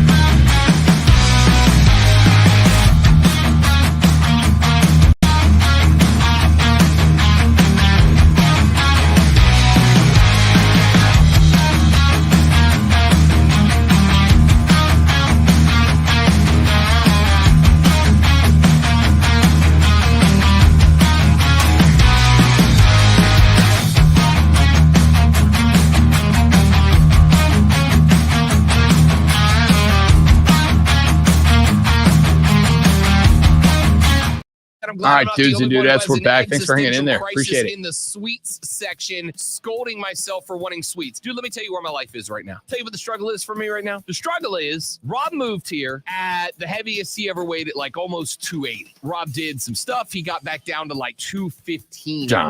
Lonzo can attest. I got thin for a while. Not like skinny, but like for a 6'3" dude who was carrying 280, I lost like legitimately 60 pounds. Yeah, you did. I did that too. Yeah. And then decided to go the other way on purpose, because I wanted to. So then I have packed a few Yeah. LBs back on. I'm back to hovering around 250, 255, which is like, that's my hangout weight. Like I'm hanging around at 255. Hang out. Shows on the metal in your leg? Shut up. Okay. Lonzo. Oh. I could have gone in. I could have flown C-130s or whatever. The Rob but Brown Show. Now morning 6 to 10 on the. I wish I would have now. In retrospect, stupid decision. I absolutely should have. I could have made a career out of it. I could have retired very rich. Big day. But I was 17 and stupid as hell. I'm still stupid as hell at 39, but Glue. I need a laptop. Oh, yeah, sure. With Staples Hot Deals, you can save up to $300 Nice. on select PCs for school. Wait.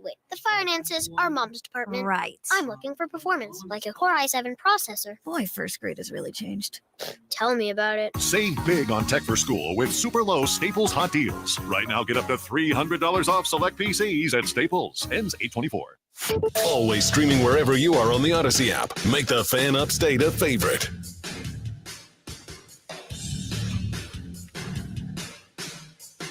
all right. So I locked in Carolina over 4.5 wins at -120. My effort in the last segment was to convince Brandon that at least the over 4.5 was going to hit. I think I got him there. Don't know if I got him to 6. You got me to Definitely 5. got him to 5. You got me to 5. 5 and 12. I'll take that. My bet hits. All right. Yours won't if you make it today if Brandon's right and they go 5 and 12. I think I could get him to 6. I think they'll need a little luck. I think they'll need a little help, but I think I can get them there. Let's take a look at the other teams in the NFC South as it stands right now. The Atlanta Falcons win total is set at 9.5. So they got to get to 10 wins for that bet to cash. It is over under 9.5 with -148 to the over, which means Vegas believes that Atlanta's getting to 10. So let's take a gander at the schedule, shall we? Let's go with week 1 at home against the Pittsburgh Steelers. I'll give you that as a dub. I'll give you that as a dub because while I do think that Russell Wilson is going to put everybody on notice that it was Denver's fault, it was Sean Payton's fault, not his, I do think it's going to take some time to get that chemistry going. I'll give you the win in week 1. Week 2 on the road at Philly. 1-1. I'm going to go 1-1. I'm going to go to L there. Week 3 back home against Kansas City.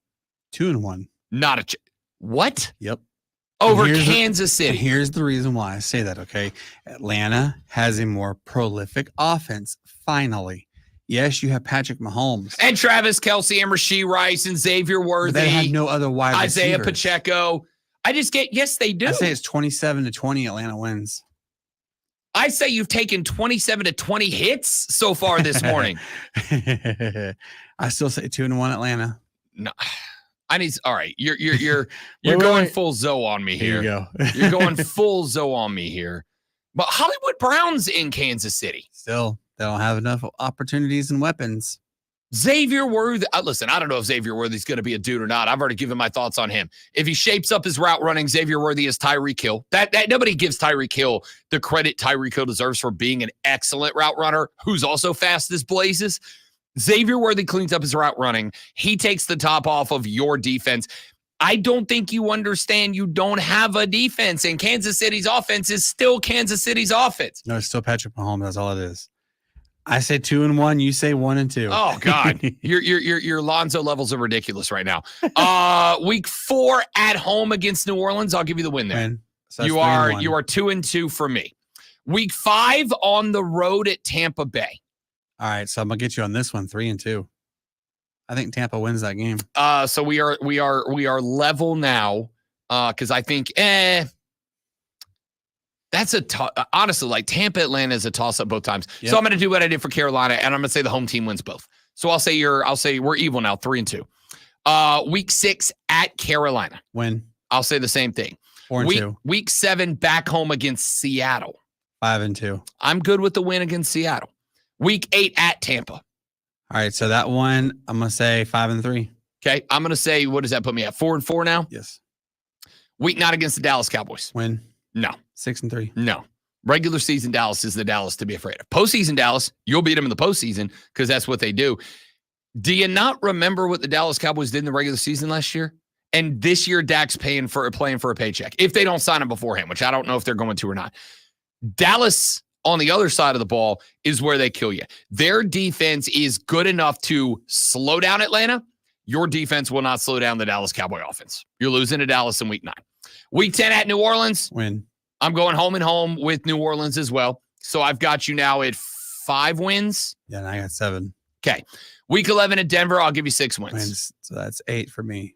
Week 13 at Los Angeles, I will give you 7 wins. Wins, so that's 9. Week 14 at Minnesota. Lose. Yep, I'm going to say the same thing. So I'm at 7 wins. You're at 9 right now. That's correct. Week 15 at Las Vegas. I'll give you the credit. I say win, so that's 10 for me. I'll say you're at 8 wins now. Week 16, back home for the Giants. Win, so I say that's 11. That's 9 for me. Week 17 at Washington. I would say that's a win, so that's 12. That's 10. Week 18 at Carolina. I'll give you the win. That's 11. I say win, so I'm saying 13 and 4. You're a fan. You're a fan. You're a fan. Texter says, Joey Texas Show said Kansas City wins versus Atlanta, but Atlanta will be up 28-3 at one point. Oh, geez. Here we go. Got him. Love that. Well done, Joey. 28-3 Joe, you're jokes. fired. Never getting old. Never getting old. What's the most hated date in Atlanta? It's March 28th. I went up to Boston 2 years ago. 2 years ago. Mm-hmm. And in just about every sports shop I passed, they still have 28-3 t-shirts in the window. It made my heart flutter I got like a one for butterfly on the breeze. How great for us Atlanta, AT aliens, as we call ourselves, to hoist the Lombardi in your home team's stadium this year. Okay, now I know you were participating in illicit and illegal activities before you opened the microphone. Oh, boy. What are you talking about? You little weirdo. Absolutely not. Listen, I've said before and I'll say again, this is very weird because on one hand, I'm going to compliment the Atlanta Falcons. Y'all, Rob is actually secretly an Atlanta Falcons fan. He has so much Falcons gear. He asks me every day, can you give me some more Falcons gear? I love you, Rob. Yeah, okay. So I think Atlanta is winning this division. I think the NFC South is coming back. No, into existence. It's not. No, it's not. The Saints suck. The Panthers, let's rephrase that. 3 years from now, 2 years from now, the NFC South's going to be good. 2 years from now. You remember when everybody said, I wish we were as good as the NFC South? Because remember, at one time, they had like 2 teams guaranteed, and then a third was competing for that last wild card. That's cyclical for every division. Right now, it's the AFC North, for God's sakes. 4 years ago, the AFC North was a trash can. Yep. Now it's the best division in football, hands down. Every division has a cycle because it's an arms race within the division. So the thought that I have here is Atlanta's going to do one of 2 things.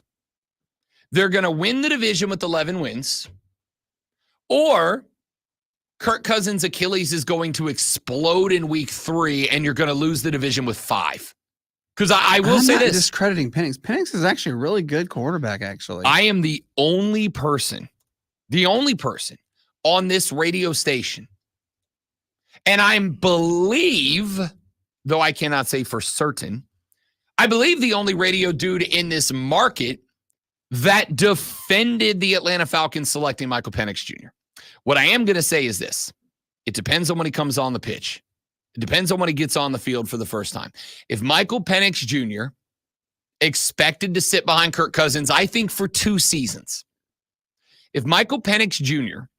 is thrown into the mix like week 3, he's going to have a fine year, but you're not winning the division. If Kirk Cousins' Achilles doesn't explode as a 714-year-old man with an injury, that, keep in mind, you can't strengthen an injured Achilles. You can't strengthen it, right? Like with a lot of injuries, you can strengthen whatever got hurt. If your knee gets busted, you throw a brace on it. You can do a ton of leg workouts. You can kind of work the muscles to stabilize it, whatever. There's no muscles that stabilize your Achilles tendon. It connects to the back of your leg and it goes down to your ankle. And when it pops, there's nothing you can do about it. And I got the exact same take about Aaron Rodgers. If the Achilles holds up, Atlanta wins it. I am putting the entire NFC South rides on Kirk Cousins' Achilles tendon. If he's good and that Achilles tendon doesn't pop again, Atlanta wins the division.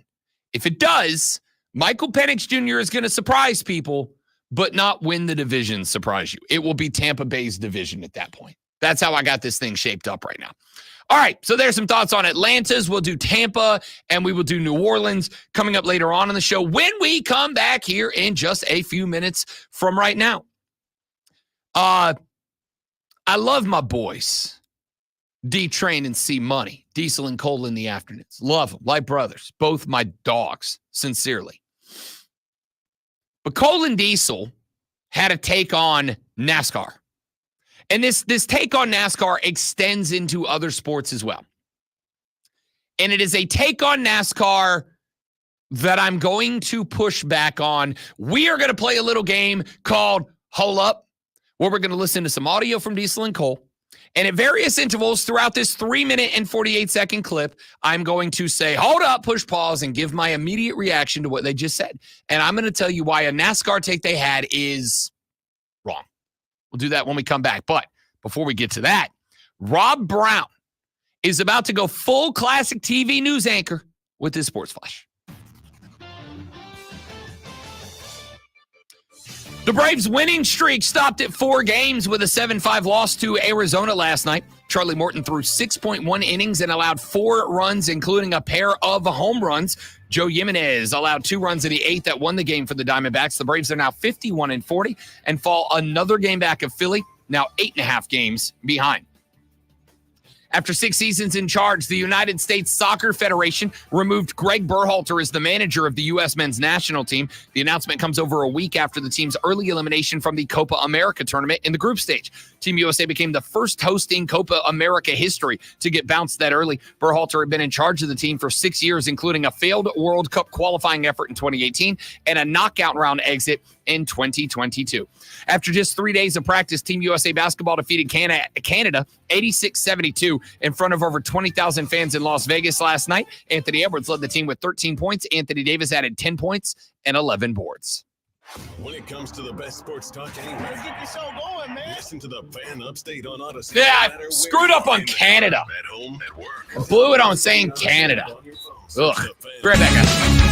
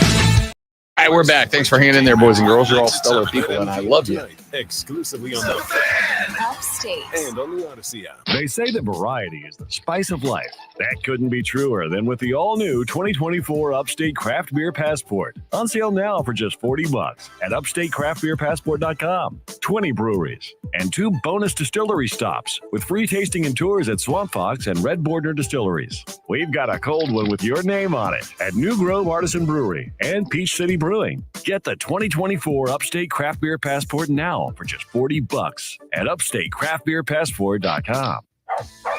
Did you know Greenville County Animal Care has cats and dogs just waiting to find their forever family? When you adopt from Greenville County Animal Care, you're getting an animal who has been spayed or neutered, is microchipped, and is up to date on vaccinations. Most pets can be brought home the same day you adopt. We do charge a small fee to adopt a pet to help us help more animals, but sometimes we have adoption specials and the fees are waived. As a service to veterans, all adoptions are free. Visit greenvillepets.org to learn more. This is the story of the one. As head of maintenance at a concert hall, he knows the show must always go on. That's why he works behind the scenes, ensuring every light is working, the HVAC is humming, and his facility shines. With Granger's supplies and solutions for every challenge he faces, plus 24/7 and again, like I appreciate people who want to have impact on the show. Call quickgranger.com. That or entire just stop thing by. can be boiled Grainger, down for the to ones who get it done. good luck, Bronny. Jake from State Farm. I just beat my running PR, so I'm celebrating with the Banana Bonanza smoothie. Hey, and you can keep celebrating when you create an affordable price just for you by bundling your home and auto with the State Farm personal price plan. Go bananas. I will. Hey, make it a large. Bundling, just another way to save with the personal price plan. Like a good neighbor, State Farm is there. Prices are based on rating plans that vary by state. Coverage options are selected take by the customer. commercial Availability, amount of pot out discounts of- and savings and eligibility vary by state. Orbit 1.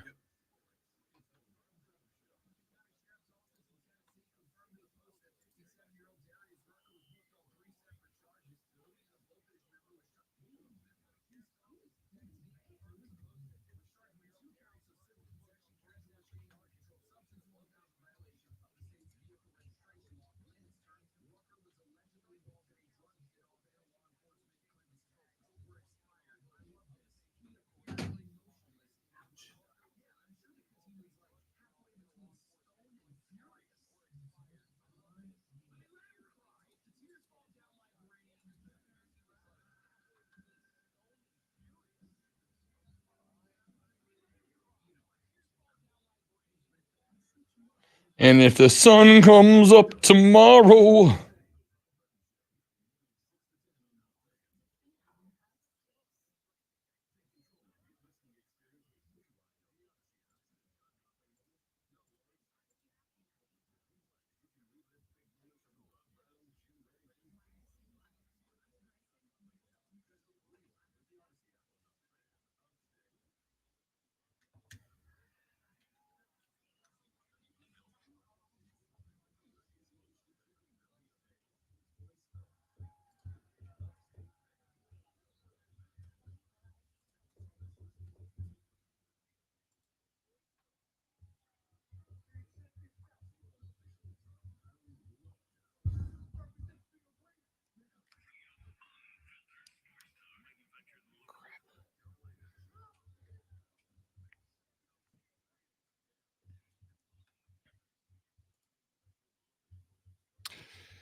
Here we go. Hour number 3 of the Rob Brown Show is underway. Welcome back, ladies and gentlemen. Rob Brown, Brandon in for the great one, Lonzo, today. You want to be a part of the show? There are multiple ways to make that happen. The first is to jump on the renewal by Anderson of the Carolinas fan phone at 844-326-3663. 844-FANFONE. You can text us at 71307.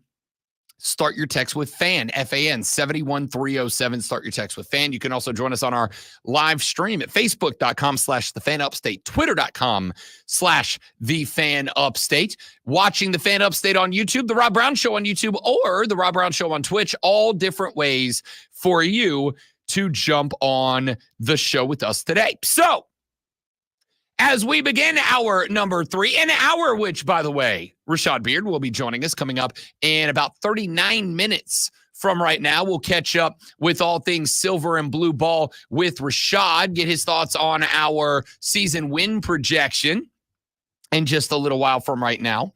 I would like to start with this. Cole Bryson and Diesel, who host Wire to Wire every afternoon right here and only on the Fan Upstate from 3 to 7 p.m., I say this with all sincerity in the world. Love the boys. All right. Genuinely love the show. I listen to it pretty much every afternoon. Love them as dudes. Cole and Diesel both catch invites to the Rob Brown's house for Masters parties and NASCAR races. I like them. They're friends. They're also both wrong on the radio a lot. And they say the same thing about me, so it's just fine. They were talking about NASCAR. Last weekend, the boys in NASCAR went and spun not circles. They went and spun like a kind of like almost a figure eight, but not entirely, up on the streets of Chicago, Illinois, in a race that, while there were some issues with it, I don't know why we're starting it at night when you know it's going to rain off of Lake Michigan when the temperature changes in Chicago, Illinois. And while I don't know why it was this week that they decided that they wanted to try out a timed event, don't love it. Like, it's NASCAR. You run a distance. Okay, that's what we do. I don't have an issue with the race. I don't have an issue with the race being in Chicago. I don't have an issue with it being a street race. I don't have an issue with anything about the race with the exception of the timed event. Diesel and Cole, the opposite. They do. Specifically, my dog CB, C-Money Cole Bryson, who said, not only can you keep the street race, I don't need it, I don't want it. They both said, well, you know what? I'll tell you what I'm going to do. I'm going to play you a couple of clips off the show of Wire to Wire. They put this up on our YouTube channel. And I think the arguments are fair, but I'm going to push back. We're going to play a little game called Hold Up. Here's how it works. The clip's about, it's a little shy of 4 minutes long. Probably won't get to the whole thing. We'll see how it goes. I'm going to play the audio. And then when it gets to a point that I would like to rebut, I will say, hold up. We will stop. We will pause in that exact moment. We will respond once we have made our points. We will continue on. So, with no further ado, here is D-Train, Diesel, C-Money, Cole Bryson from Wire to Wire on the Fan Upstate. Do they build long-lasting fans? Right? Do you tune in? Is somebody so enthralled by watching racing through downtown Chicago that they say, oh, well, I've got to tune in next week for their race at Martinsville? Hold up! Hold up! Hold the bleep up! You ever watched a race in Kansas City? It is, and I'm going to use a scientific term here. All right, I'm digging way into the back of the dictionary. Big word time. Boring as okay? I will take one street race over 15 Kansas City races. Did you watch 2 weeks ago when they ran the Iowa race?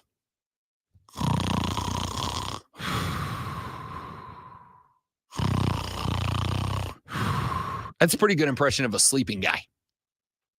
You know, they call Kansas City or Missouri the show me state. What are you showing me? It's so boring on that race. Yeah. If you want to tell me, that running Chicago's a bad idea because people aren't going to be enthralled with it, then I better hear you go tend to the turf and say with your chest the same thing about Iowa, the same thing about Kansas City, the same thing about all Texas. Texas is boring more often than it's not.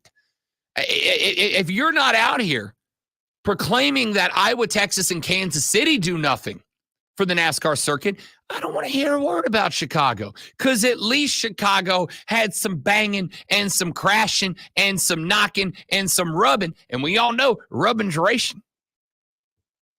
Did anybody watch the Chicago race and go, I'm so enthralled that I have to I don't know, but I promise you, if there's even one, it's more than we'll do that after a race in Texas. Or Darlington, or Charlotte, or Texas. I don't know. I mean, by the way, Charlotte, hold up. By the way, I don't know. Charlotte, the full race, like the tri-oval race, Charlotte's race is good as a tri-oval race. It is better than Texas, Kansas City, Iowa, whatever. It's better than those races. It's still got a lot of boring races. The Roval at Charlotte, which is like 75% traditional track, and 25% road race, the Roval is exceptionally entertaining. Exceptionally. So what do you think is going to translate? Chicago getting people to watch the Roval and then Charlotte? Or Kansas City getting people to watch and then the Roval and then it's a no-brainer. They may look at that and say, well, that's boring. I don't want to watch them go around in circles. They could, right? I think NASCAR is in the middle of a massive identity crisis right now. Limbo. I get why they want to be more than just a small Southern sport. Hold up. Correct. All this is about is eyeballs. Because here is the reality. And I've said this about the Colin Kaepernick situation in the NFL. I've said it about the transfer portal and NIL growth in college ball. You're going to learn something via TV ratings. And here's what you're going to learn. People love to get on microphones and Twitter and social media, and they love to say, that's it! I'm never watching this crap again. And then do you know what they do? They watch it again. Little dirty secret. They all watch it again. Are there some people who bailed out? Sure. Did it matter? The year after Colin Kaepernick, when everybody said, I'm never watching it again, ratings were higher than they'd ever been. NIL, transfer portal, I'm never watching it again. College football ratings are higher than they've ever been. Yes, you are. Yes, you are. And I'm not judging you for it, all right? I'm not judging for it. We all have knee-jerk reactions. We all say silly things in the heat of the moment. We all say silly things. But the reality is, if you love NASCAR, you're watching it. So is NASCAR in an identity crisis? I will say kinda, but not for the reason that Diesel's saying they are. What they're in an identity crisis for right now is not trying to dramatically change the sport to where it's unrecognizable. No. The identity crisis that they are going through right now is trying to be young and cool in a sport that spent the first all of its existence not trying to be young and cool. NASCAR was never young and cool, never tried to be young and cool, but it is trying to be young and cool now. That is why, look at the drivers right now. It's a young roster, right? It's a young roster. Chase Elliott is like an elder statesman out there now. Look at the sponsors. You got Monster Energy Drink running. You got Celsius running. Of course it's trying to be young and cool. It's got Chris Paul in the ownership group. It's got Alvin Kamara in the ownership group. It's got Mr. Worldwide Pitbull in the ownership group. It is trying to become younger and cooler, and it's working. And it's working. You got more inclusivity in the sport than you've ever had before. And if NASCAR, here's the fun little secret. And this is true of every sport. NBA, NFL, MLB, MLS, doesn't matter. If I have two options, option one is I can keep my tried and true original fan base and not work on growing the sport. And option B is I can lose 10% of my traditional fan base. But for every one of them I lose, I get, let's keep it low. If for every fan I lose, I get 1.5 new fans back. I get 2 new fans back. Guess what I'm doing, kids? I'm changing. I'm evolving. I'm growing. I'm changing the game because 1.5 new fans are worth 1.5 times an old fan. So yes, is it an identity crisis? Yes, but it's not in terms of the tracks and the cities they're running in. It's in terms of trying to be younger and cooler and more appealing to a larger fan base because, and this is also true, you need money to exist.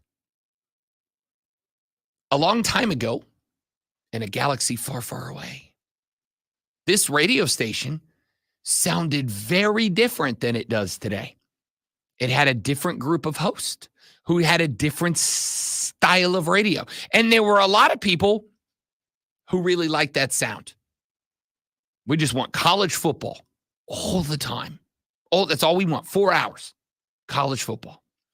And then one day the station went, you know what? We kind of need to change the sound up a little bit because we think we can involve more people. We're still going to talk college football, just like NASCAR's still going to race on 1.5 mile cookie cutters. We're still going to talk a lot of college football, just like NASCAR is still going to have engineers and mechanics, and that's going to be part of the racing.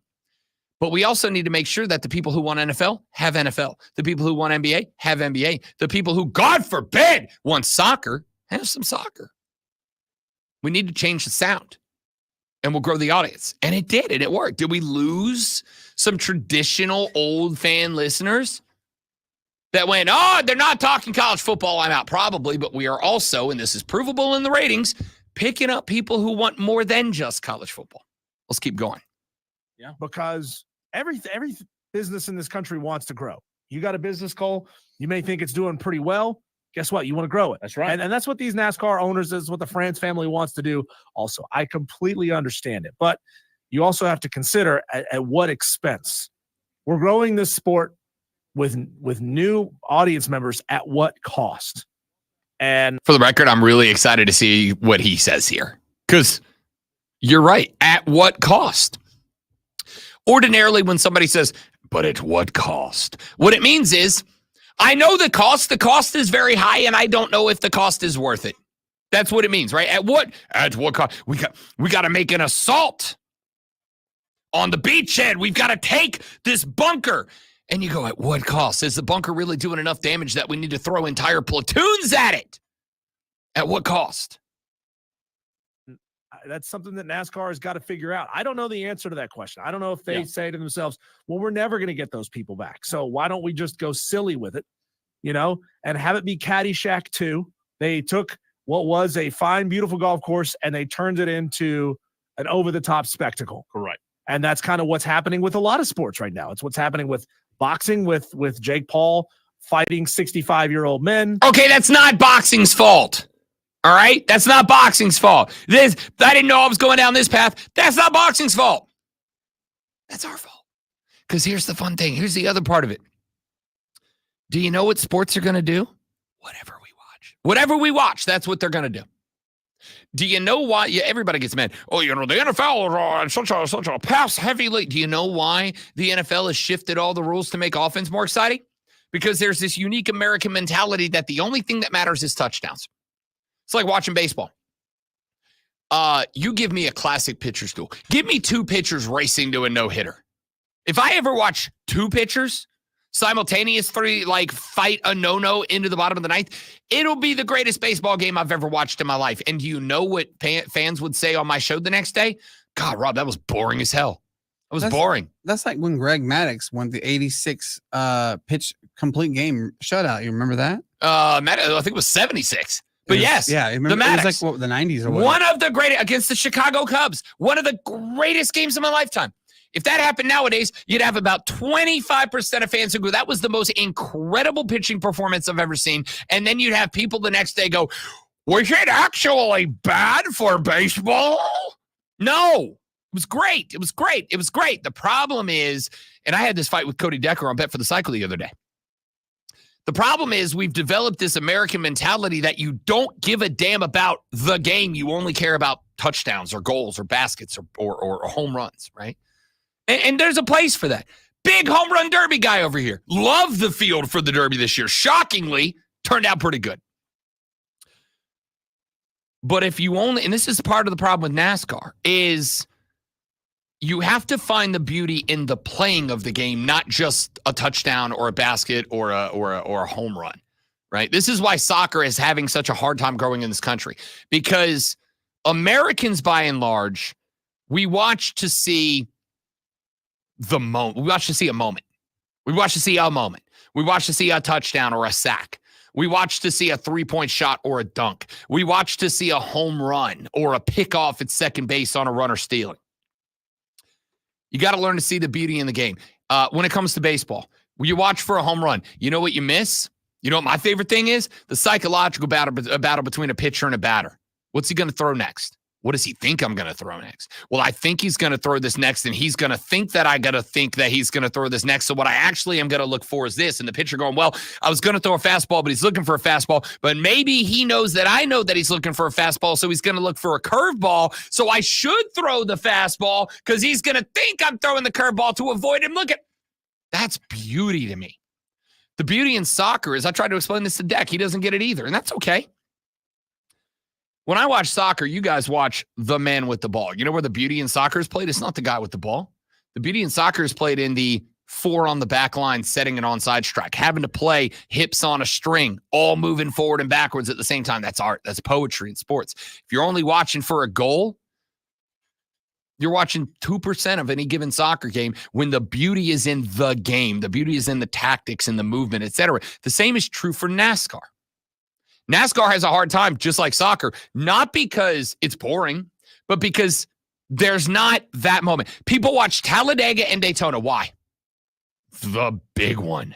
That's what they're tuned in for. People will watch 500 miles, 4 hours of racing to see a crash. Learn to appreciate a driver who understands and runs the bump draft. Learn to appreciate a pit crew who can get a guy out there a half a second faster than everybody else and it wins a race. Learn to appreciate that. And now all of a sudden, every damn moment of a NASCAR race is exciting. Fighting ex-MMA fighters who are over their prime. I mean, not boxing's what fault. What does that tell you? And that's not good boxing. It's not good boxing. Hey, Diesel said something smart. A dude who's been in the sport for like 10 minutes fighting against one of the greatest of all time who's now well over his prime age-wise. Not boxing's fault. Again, but do you know why Jake Paul's doing this? Because people are going to give him $69.99 to watch it. I'm going to tell you right now, there's a lot that I don't want to do on the radio, but then people give me money to do it. Okay, I'm doing it now. That's America's fault. That's not boxing's fault. That's America's fault. Mike Tyson's still terrifying to watch workout. If you ever watch those, oh my God. Yeah, for 30 seconds at a time, dude. For 30 seconds. Mike Tyson looks good for about 30 seconds. Watch the long-form training videos. After 45 seconds, my man's out of gas. Jake Paul's going to kick his ass because he's going to go one round looking like Mike Tyson, and then in round number 2, he's going to look like garbage. If I'm Jake Paul, I understand why he's pushing that fight back. But, I mean, it's silly. It's over the top. And I guess that's what gets people to tune in. Mm-hmm. Right? They're taking that social media model of let's make this as silly and stupid as we can Mm-hmm. to get people to tune in and buy it. Mm-hmm. NASCAR is not Formula One. NASCAR's never been Formula One. NASCAR, at the height of its sport, Diesel, was not having to go to downtown Chicago and put a can out on the side of the street and shake their can and say, please put He said shake their can. money in my jar. Please watch my sport. At the height of their sport, they were taking names and kicking butt in the places that made their sport what it was. And I don't think the solution to growing the sport is street courses in downtown Chicago. Yes, it gets new eyeballs on the sport. I get that. That's literally it, though, right? That's literally it. Well, at the height. No. At the height where you considered it the height. That's my fight here. That's my problem. And that might be the harshest thing that I say to my guy C Money. Cole, love you like a brother. Really do. Taylor Swift heart hands emoji. Okay? Love him like a brother. But he's fallen into what I think is a trap. And the trap is thinking that when it was your favorite thing, that was its height. Right? This is a fight we have in the NBA all the time. Well, NBA is not the same. Who's your fan? Ask any guy who says the NBA is not good anymore. Ask him who their favorite player is. It's Magic, Bird, Jordan, or somebody in that range. Right? It's somebody in that range. Because that was when they liked it the best, and therefore they considered it the height of that thing.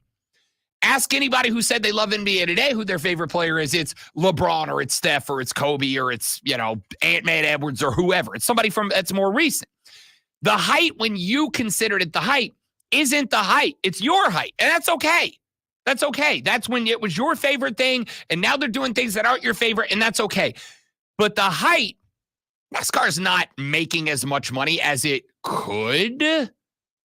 It's not at the height of being what it can be down the line.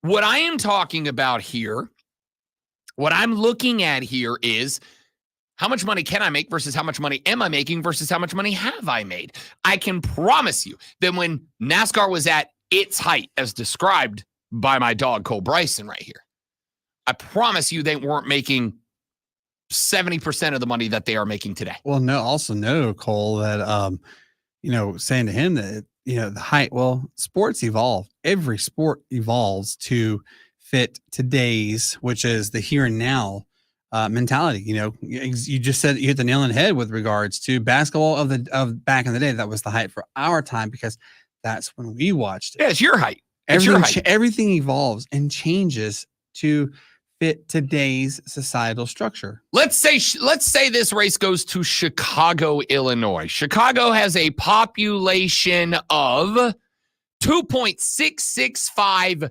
million people.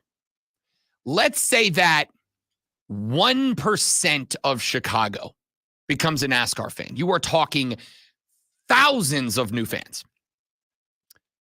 And if they go to Chicago, and I know that there have been races at Chicago, like traditional races in the past, but if they go to Chicago and they run it in the city or really right outside of it, and 1% of that place goes, I'm going to go check this out.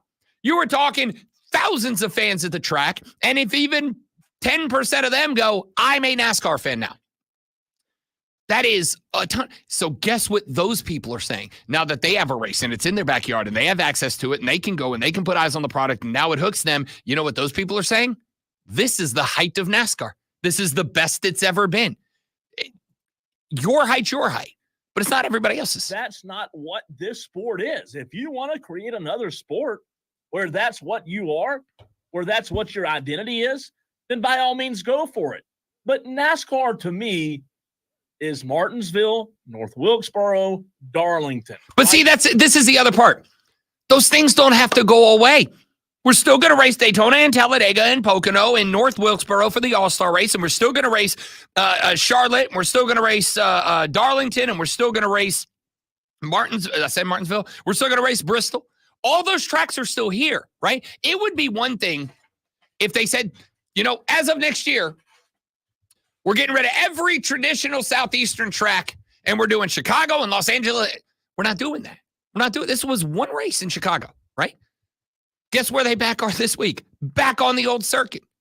I think Pocono this weekend. Back on the old circuit. It's one race. They're not changing the identity of the sport. They are changing it in that we're not just going circles, left-hand turns all the time now. We're adding different, but this is why I've made the argument before. To me, if NASCAR is going to crown the best driver on the circuit, it should be the most versatile driver on the circuit. It should be somebody that can drive 1.5 mile cookie cutters, short tracks, super speedways, intermediate speedways, road courses, street courses. I want to see who the most well-rounded overall driver is, not the guy who can go the fastest and turn the leftist. That's what NASCAR is to me. To me, NASCAR is not what I saw yesterday in downtown Chicago. All right, so there you go. That's basically the end of it.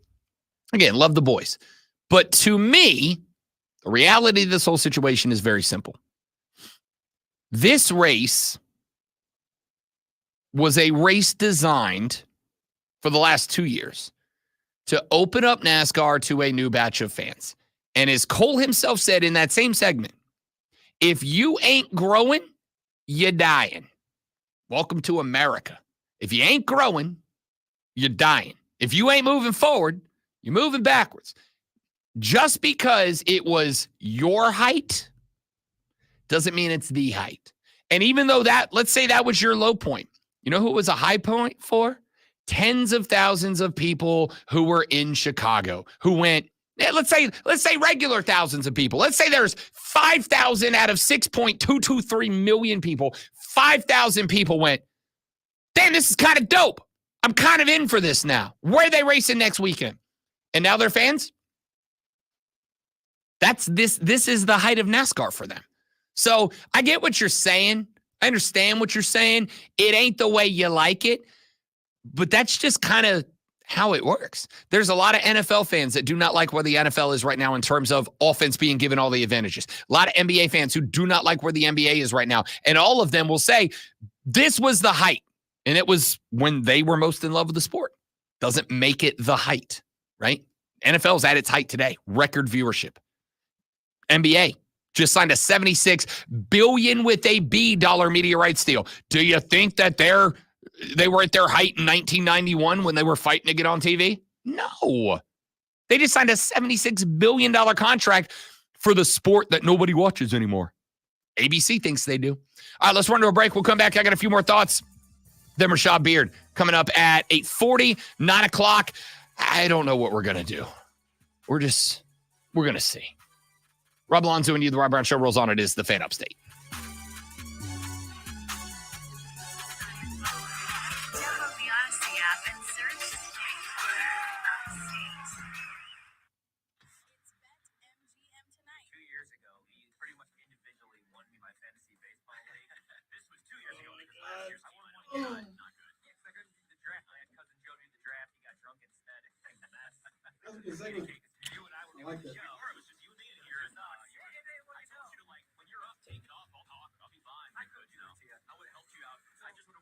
Your next break is the last break. The next break? Okay. This is going to be a very fast segment, like 3-4 minutes tops. Give me 15 seconds, guys.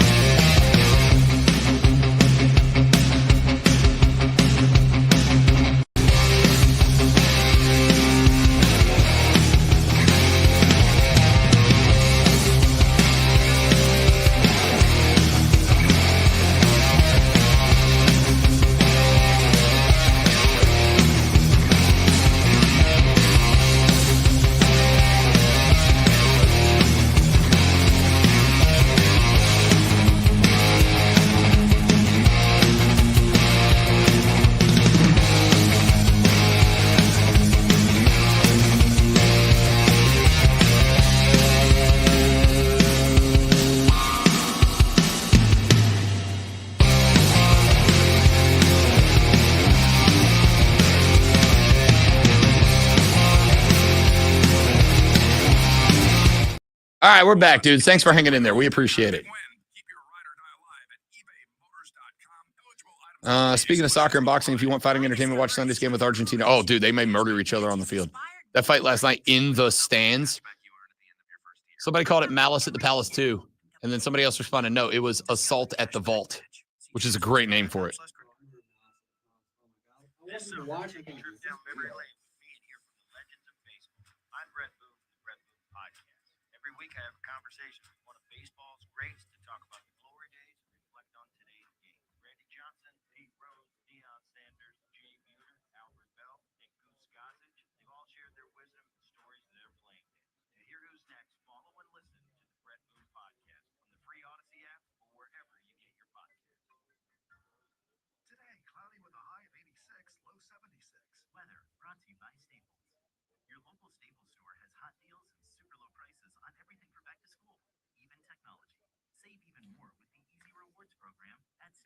Sponsored by South Carolina Education Lottery.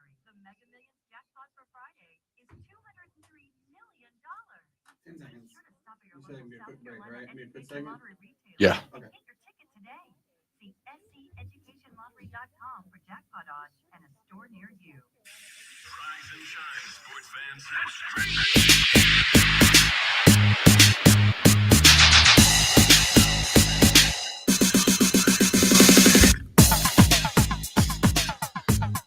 All right, quick segment here because we've got Rashad Beard coming up to talk Panther football in the next segment. Got a text during the break there from a texter that said, in fact, let me go pull up the entire text because it got split in two, but it says, Rob, the popularity of NASCAR is measurable, though. Ratings are down. It's not at its height. You know, I thought, okay, let's take a look. Let's take a look. Here's what I got. Here are the ratings that we have so far. And they're obviously, they come out a couple of weeks behind the race. So we'll find out what the Chicago ratings were about 2 weeks from now. Iowa, 2.7 million viewers. Let's see here. St. Louis, double-digit viewership increase. Coca-Cola 600 at Charlotte took a hit, but keep in mind, that was also because it was up against the Indy 500 and major rain delay. 2.573 million for the All-Star race. That is up 17% from last year. They lost 2% for the race at Darlington, but I will also point out, and again, every factor matters, may not matter all that much, but that was also up against the U.S. Open, which was where? Charlotte, North Carolina. I think there's a decent crossover between golf and NASCAR in the Carolinas. So you had a lot of people tuned into Charlotte, but only a 2% drop. We go to Kansas, 2.296 million, down 2% in that race. For the race at Dover, 2.401 million, increase of 1%. Adam Stern reports 4.303 million for the race at Talladega. That is almost double all the other races. Texture said, okay, now compare the numbers to 5-10 years ago. Here's what I'll tell you what, and I do want to be fair, Texture. I do want to be fair. I'll take a look. I don't know what the ratings were 5 years ago. Maybe I should, but I'm dumb and have a short memory. I'm being willing to bet they're higher now. I'd be willing to bet. I could be wrong. You might be right. I might be crazy. You just may be the lunatic I'm looking for. But I don't think they're gonna be lower than 5 or 6 years ago. And again, even if they are, let's say that they are. Do you think a race at Chicago sent them there? Do you think a race at Chicago is what pushed it? Or do you think it's like the overall thing? I don't know. Let's see. Cole just sent me Adam Stern. This is from Cole Bryson. NBC got 3.87 million viewers for the Chicago street race. Compared to last year, isn't fully direct after mid-race red flag, but 2023 event got nearly 4.8 million. Sunday's viewership was still 35% higher than average NASCAR race on NBC last year. So you lost viewers from last year.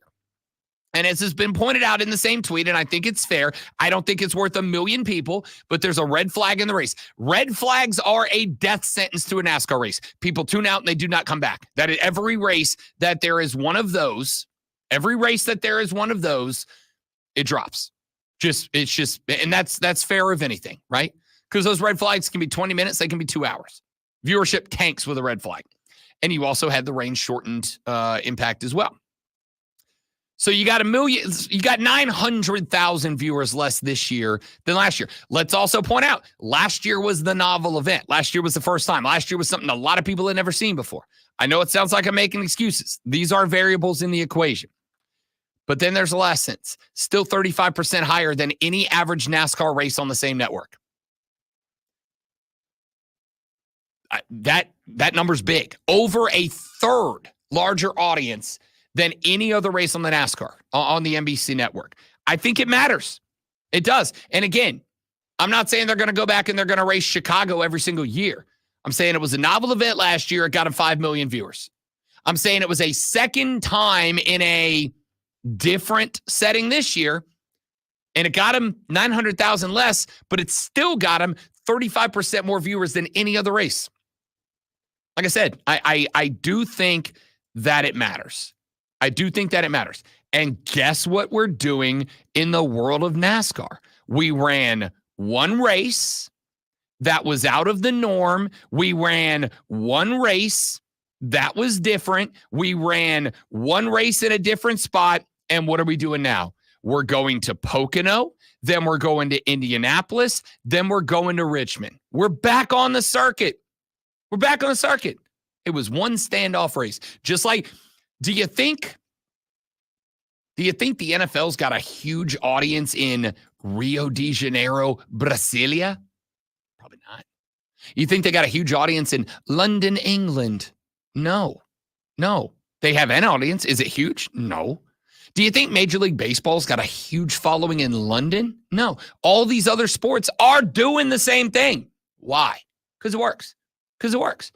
You had the Phillies and the Dodgers go over and play a series in London? Yep. Not very fun to watch, but they played in London. Sure. And also you got the Dodgers go play in Korea against the Padres. I was just about to say Dodgers play Korea. You have not just is the NFL sending NFL games overseas, we are sending more this season than last season. Because now we're going to Brazil. We got 5 in London, 4 in London, 1 in Germany, right? There's a reason do you think the NFL's doing a damn thing that will lose them even a red cent? No. So why? Because it's an out of the norm thing, and we're all going to gripe and complain. I'm not, because 9 a.m. football on Sundays? Hell yeah. I get to watch the first game without even getting out of bed and putting pants on. Hell yeah.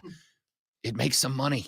That's why they're doing it. All right, we got to run to a break. When we come back, Rashad Beard of the Panther Nation podcast joins us to talk Carolina Panther football. That is up next on the Rob Brown Show in the Fan Upstate.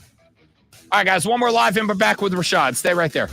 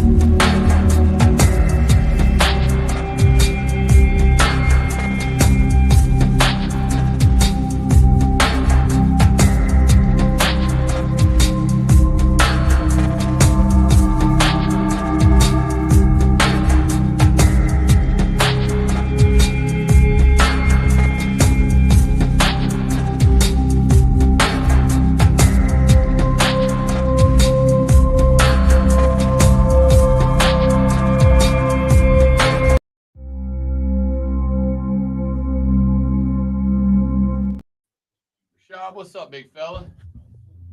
I'll say what's up. I can barely hear you. Oh, hang on. Your mic wasn't close. But I just want to say this, Rob. It's amazing to me the trust you have that I'm just gonna show up. It's either 1 through 2. Just turn them all up when we get started. I'll get you when we get on the air because we don't know what the hell button to push. Welcome to my life. How many? 2 minutes. We will take him a little bit closer to the top of the hour since we're starting late.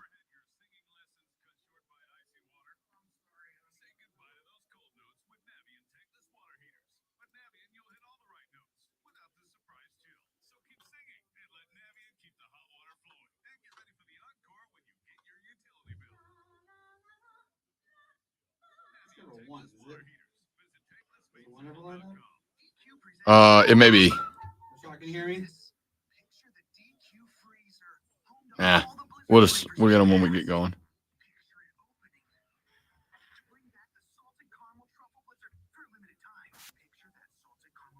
Can you guys hear me now? They can't hear me. I mean, I can just say what I want.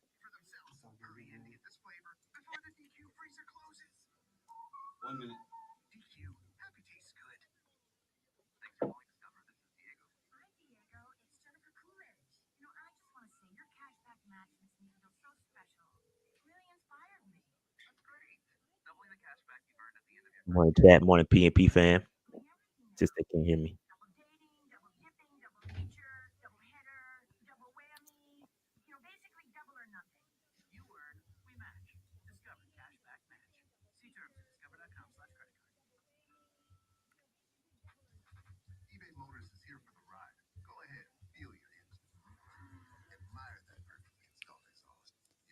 I can't get you in queue, which is how we hear you off the air until we get on the air.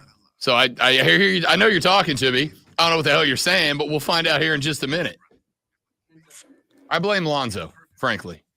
Me too.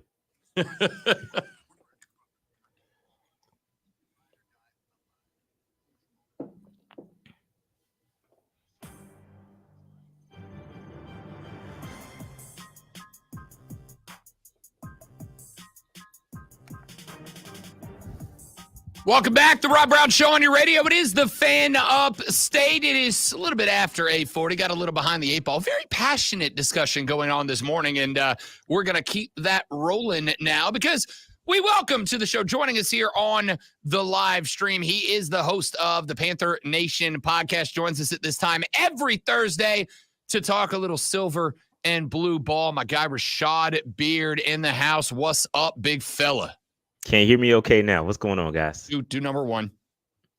How about that one? Keep pushing all the on buttons until all the buttons. Rashad. There he is. Press all the buttons. We just most of my career, Rashad, is just push buttons until something good happens. Something's gonna work eventually. Just keep pressing the buttons. Yeah. And that's true on both control boards and people. You know what I mean? Like just keep pushing buttons until somebody does something. It's very true. How we feeling, big dog? I'm good, man. I was just saying before we went live, I just wanted to say this is amazing to me.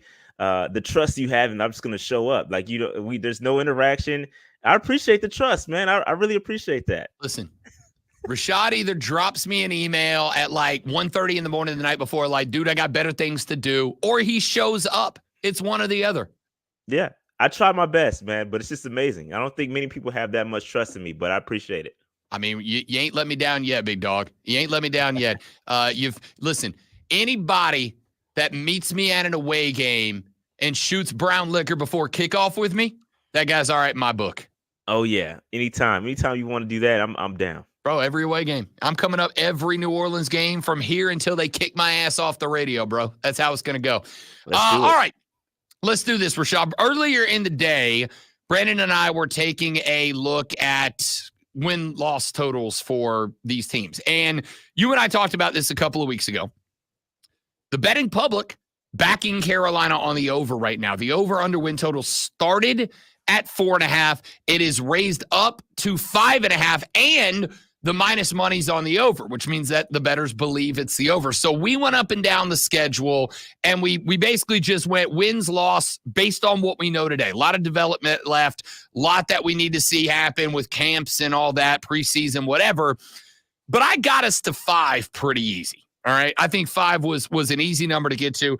I split home and away in the division, 3 home games. I gave them all 3 to Carolina, Saints, Tampa, and Atlanta. And I took losses on the road for all 3. If I asked you right now to give me like 2 victories, 2 surprise wins for the Panthers on this schedule, could you find them?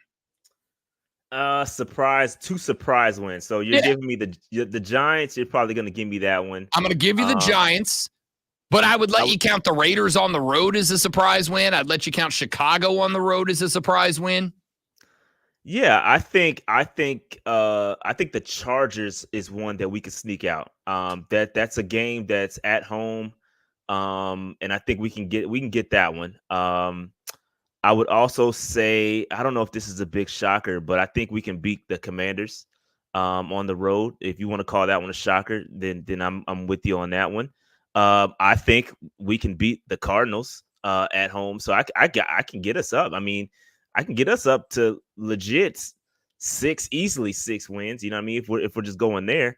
So yeah, I think there's a couple more. There's a couple more out there that I think we'll sneak out. So you just named 2 of mine, right? Like I think the Arizona Cardinals are a win. I think the Washington Commanders, it is a little bit later in the season. Cliff Kingsbury may or may not have found something, but I also am not like, I think Kyler Murray's okay, even at his best. I think he's okay. And the good news with the Chargers game, you got that week 2. They got a brand new head coach. They did not go replace their wide receivers for Justin Herbert. They're going to try to ground and pound. And with Derek Brown in the middle, I'll absolutely take Carolina if it comes down to a game that somebody wants to go 3 yards in a cloud of dust. I think it's a great matchup, to be honest with you. Yeah, I do. I think that Chargers, like I said, I think that's a 1:00 game too. On the road, they've got to take that road trip. I think we can catch them slipping pretty easily. And I like your Bears. I like your Bears pick. I think that, I think Bryce has got it in for the Bears. You know, the whole trading the picks and was he worth it and all that talk. Caleb Williams, rookie quarterback. I think that is also a winnable. It's a tough one. I think, they've got some talent on that roster for sure. But I think the Bears game is one I would also throw out there. So I can make an argument for 7 to 8 wins. I don't think I would go that far, but right now I'm going to Vegas the week after next. I may throw something down, Rob. I may throw something down in that over 6. I think I may do it. I'm telling you, you get it 5.5 right now. Get it at 5.5 right now. 6 wins cashes. I think you're set, man. Do it. I think I'm going to do it. I think you might. I say you guys are silly. Rob shook his head. I said the Panthers start 0-6. Bro, he said we're silly, and then he gave the Falcons 13 wins. That's right. Falcons rise up. Oh, he's a Falcon, so you can't even trust this guy. Thank you. Where did he get? I've been a fan since '92. Where's Zoe? Where's Zoe? Get this guy out of here, man. Thank you. 13 wins for the Falcons. Yep. Nah, not happening. Thank you. All right. Got a couple other things to get into. I don't think we really need to address necessarily what happened, but as far as consequences of it, the whole Adrian Wilson situation, former Panthers vice president of player personnel, obviously arrested. He got canned before that announcement came out. Everybody's kind of like, what's going on? Now we know. Have you heard anything? Is there anything as far as what impact that might have on the franchise that we're concerned about? So I don't think they're going to publicly say anything about the impact, but I can tell you this. I said this on my show. I think it's a major loss for the Carolina Panthers. Losing Adrian Wilson. Obviously they did the right thing, and I want to give them props for handling that situation the way they did. That situation came up on the 1st and occurred on the 1st, and they didn't do anything until July, 1st of June, and they didn't announce anything to July. You know what I mean? So they handled it well. I'm sure they did an internal investigation. They did what they needed to do. So kudos to the Panthers for handling that properly. And they did what they needed to do. They did the right thing. Obviously, what happened was terrible, and that is not tolerated under any circumstances. So, but in regards to the Carolina Panthers, I do think that the impact will be felt. I think that Adrian Wilson was a guy that was in line to be a GM, maybe not here, but for someone else. If you can recall, the NFL did put rules in place for minority candidates getting hired elsewhere, right? And so if he was here for 2 years and he got another job, a GM job, we would have received two third-round comp picks. So that is an something that many people may not be talking about. Obviously, we don't really care about the picks. The situation is bigger than that, but that is a lesser known thing that people aren't really talking about. I do think he was being groomed to be, and I think listen, everybody talks about Adrian Wilson. He was a guy that was highly touted from a GM standpoint. He was going to be a GM sooner rather than later. So I think it's a big loss from that perspective. Yeah, I don't disagree. All right, there is something that happened the other day that I wanted to get your thoughts on, and it's kind of subjective. It's a bit abstract, but I was watching Hard Knocks. I was watching episode 1 of Hard Knocks. I don't know if you've gotten to see it yet, but there's about a 45-second scene about halfway through episode 1 where the GM of the Giants, Dave Shine, is talking to Dave Canales on the field at one of the scouting events, Senior Bowl or something. And he says, Dave Canales says to him, "Do you want to give us 2 firsts for Brian Burns?" And Shine says, "I do not. I'd love to, but I do not." And Canales then says, "What about a first and something else?" And Shine says, "We're moving in the right direction." And I don't know why, dude. Like settle me down or whatever you want to do here. I don't know why, but it bothered the hell out of me, right? Like it felt like, and these guys are friends, they're buddies. I'm sure it was just a joke, a toss off, but it just kind of put Carolina in a bad light. It almost sounded like Canales was like begging him to take Brian Burns. Like, just we'll take what we can get at this point to move on from Brian Burns. And I know that the relationship had soured, and I know there was a lot going on in the background, but man, like, it just didn't sit right with me for some reason. Yeah, I get it, man. I get it. And I think all the fans, the buzz around that clip is that we were fleeced and all that. And I get it, man. But at the end of the day, you got to do what you got to do. And I think that Morgan, I think they handled it properly. They got what they could get. And I don't think they anticipated that being on Hard Knocks. Maybe they didn't. I'm sure they knew that the camera crew was there and all that. But I mean, yeah, you don't like to see those things get out there publicly. But these negotiations happen all the time, and we're not privy to that information until it gets released like it did. And so again, I agree with you. I think that it doesn't look good, but that's kind of the nature of the beast, and we had to get what we can get given the circumstances. All right. I was looking yesterday evening as I was sitting there watching Charlotte, North Carolina for the first time have a stadium full of sports fans, but it was for a South American soccer match, and I'll come to that here in just a second. But as I was flipping around, I came across an article posted to Sports Illustrated entitled "The Conversation No One Wants to Have in Carolina." And the whole premise was Carolina wants to build around Bryce Young, quote, "but what if he's not the guy," end quote. Brandon doesn't believe in Bryce Young. Zoe doesn't believe in Bryce Young. I've seen a good chunk of analysts don't believe in Bryce Young. Look, you're locked in with the dude for at least another probably 2 seasons, one way or the next. But if I handed you a microphone to speak to the country, Rashad Beard, in order to attempt, or in your choice not to, it's up to you, to win these people over after what we've seen with spring camps, what would you say, open letter style? Yeah, as a person with an associate's in knowing of football, I believe that if you watch the football games last year, I believe that Bryce Young, we don't know that he's going to be the answer. We just don't know. There's too many unknowns, but you have to give the young man another shot, given all the circumstances that were around him. His coach that drafted him got fired midseason. He had zero protection. We've upgraded everything around him, including the coaching staff. And so I think that the kid, if you watch the kid in Alabama, I mean, if you watch a little bit of film, you see the kid. He's got the talent. He's been great since high school. I know it's the NFL, and he's might be a little short. There's things that we just can't change. But the kid can play football. We've seen it. He can play a high level of football, and I think that we just need to give him a little bit of time. And I think that he deserves 2 more years just to at least figure it out. Get this coaching staff an opportunity to develop him as he should have been developed last year. Canales has done wonders with Geno Smith. He's done wonders with Baker Mayfield. I mean, if you want a 1-to-1 comparison, I mean, you saw what Baker Mayfield did last year. And we do think that Canales can give a slight improvement, or hopefully a drastic improvement like he did with Bryce and Geno. With Baker and Geno. So again, we need to, I understand. We want things. This is a microwave society. We want it done right now. But we have to take a little bit of, you gotta have a little patience. Have a little patience. Let the kid develop. And I firmly believe that everything that has happened this offseason has set up Bryce Young. And it's not just about him individually. Like, we got to stop with the individualism and just like it's all on Bryce. Like, no, this is a team sport. He had nobody around him last year, and we got the support for him. And I believe that that's going to improve the play of Bryce Young. And that concludes my State of the Carolina Panthers speech. The self round of applause. I like it. I like it. Yeah, I did. Good job, me. Good job. I'm also going to say, too, Rashad. I'm also going to say, I'm 100% stealing the term microwave society. That's excellent. That's excellent work. I dig that.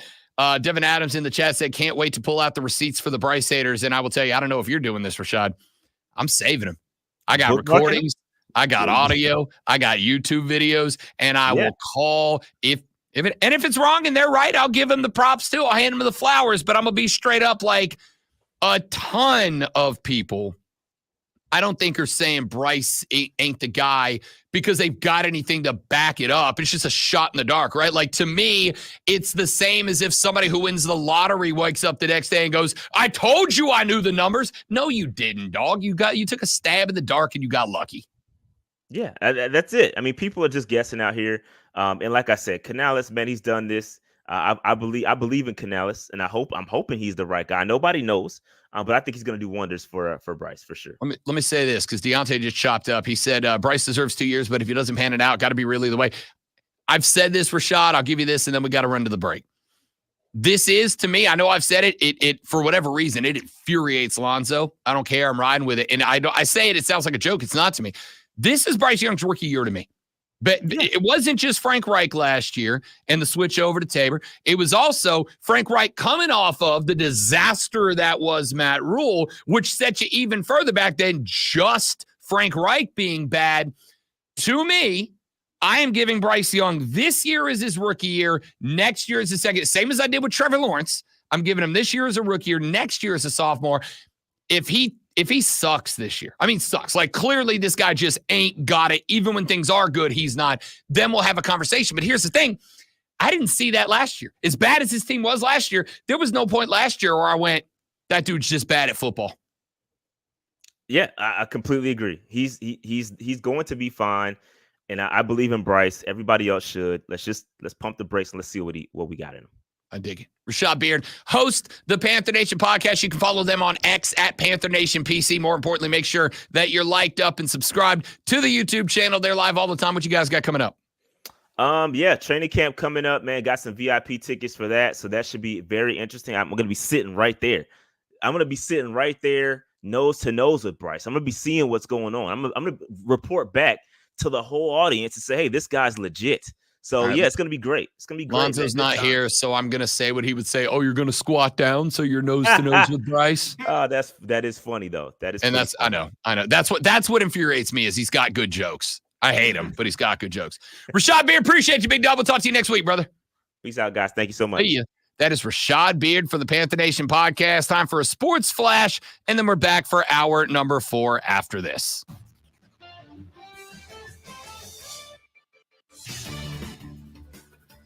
After just 3 days of practice, Team USA basketball knocked off Canada 86-72 in front of over 20,000 fans in Las Vegas last night. Anthony Edwards led the team with 13 points. Anthony Davis added 10 and 11 boards, while the American defense held Canada to just 34% shooting on the night. The game came just hours after the announcement that Kawhi Leonard left the team to focus on his return to the Clippers next season. Despite being down a man for the second half, the Colombian national team knocked off powerhouse Uruguay last night 1-0 to earn a spot in the Copa America finals. Jefferson Lerman knocked home a header in the 39th minute to crack the score sheet. Daniel Munez was sent off in the first half stoppage time, forcing Colombia to play with 10 in the second half. After the final, Uruguayan players were seen entering the stands and fighting Colombian fans. Colombia meets Leo Messi in Argentina Sunday in the final. Uruguay will play Canada for second place on Saturday. And the Braves' winning streak stopped at 4 games with a 7-5 loss to Arizona last night. Yo Jimenez allowed 2 runs in the bottom of the 8th that won the game for the Diamondbacks. The Braves now 51-40 on the season. All right, guys, stay right there. We'll be back right after this break. Don't go nowhere. Appreciate you. You're all amazing people.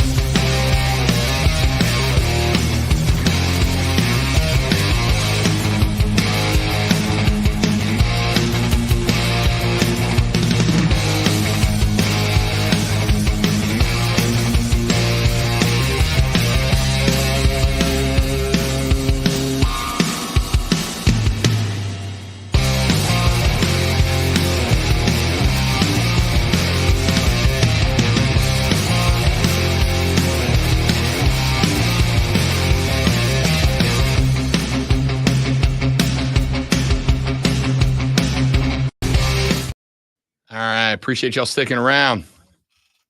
Shout out to Zoe indeed. Mark says 3,500 yards and 20-10 for BYU. I think it depends on Xavier. If Legette's what Legette needs to be, I think 3,000. I think 32 is on the books. I think 32 can be done.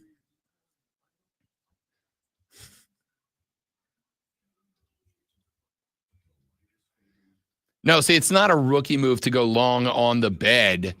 It's a pro gamer move to go. I talk on my own time. I work on my own clock. All right. Don't ever tell any of my bosses that I said that, because that's not what it's supposed to be at all. But I live like a rebel.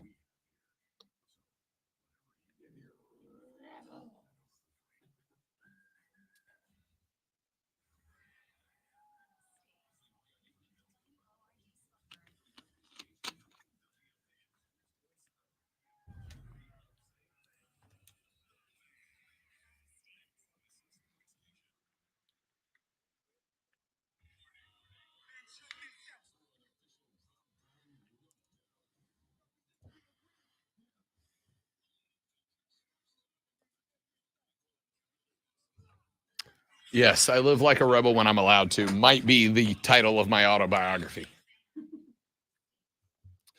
Here we go. Final hour of the Rob Brown Show on a Thursday morning. Oh, welcome back, ladies and gentlemen. This is the Fan Upstate. Great to have you. We've been talking a lot of NFL this morning. Let's continue the NFL conversation. Why not?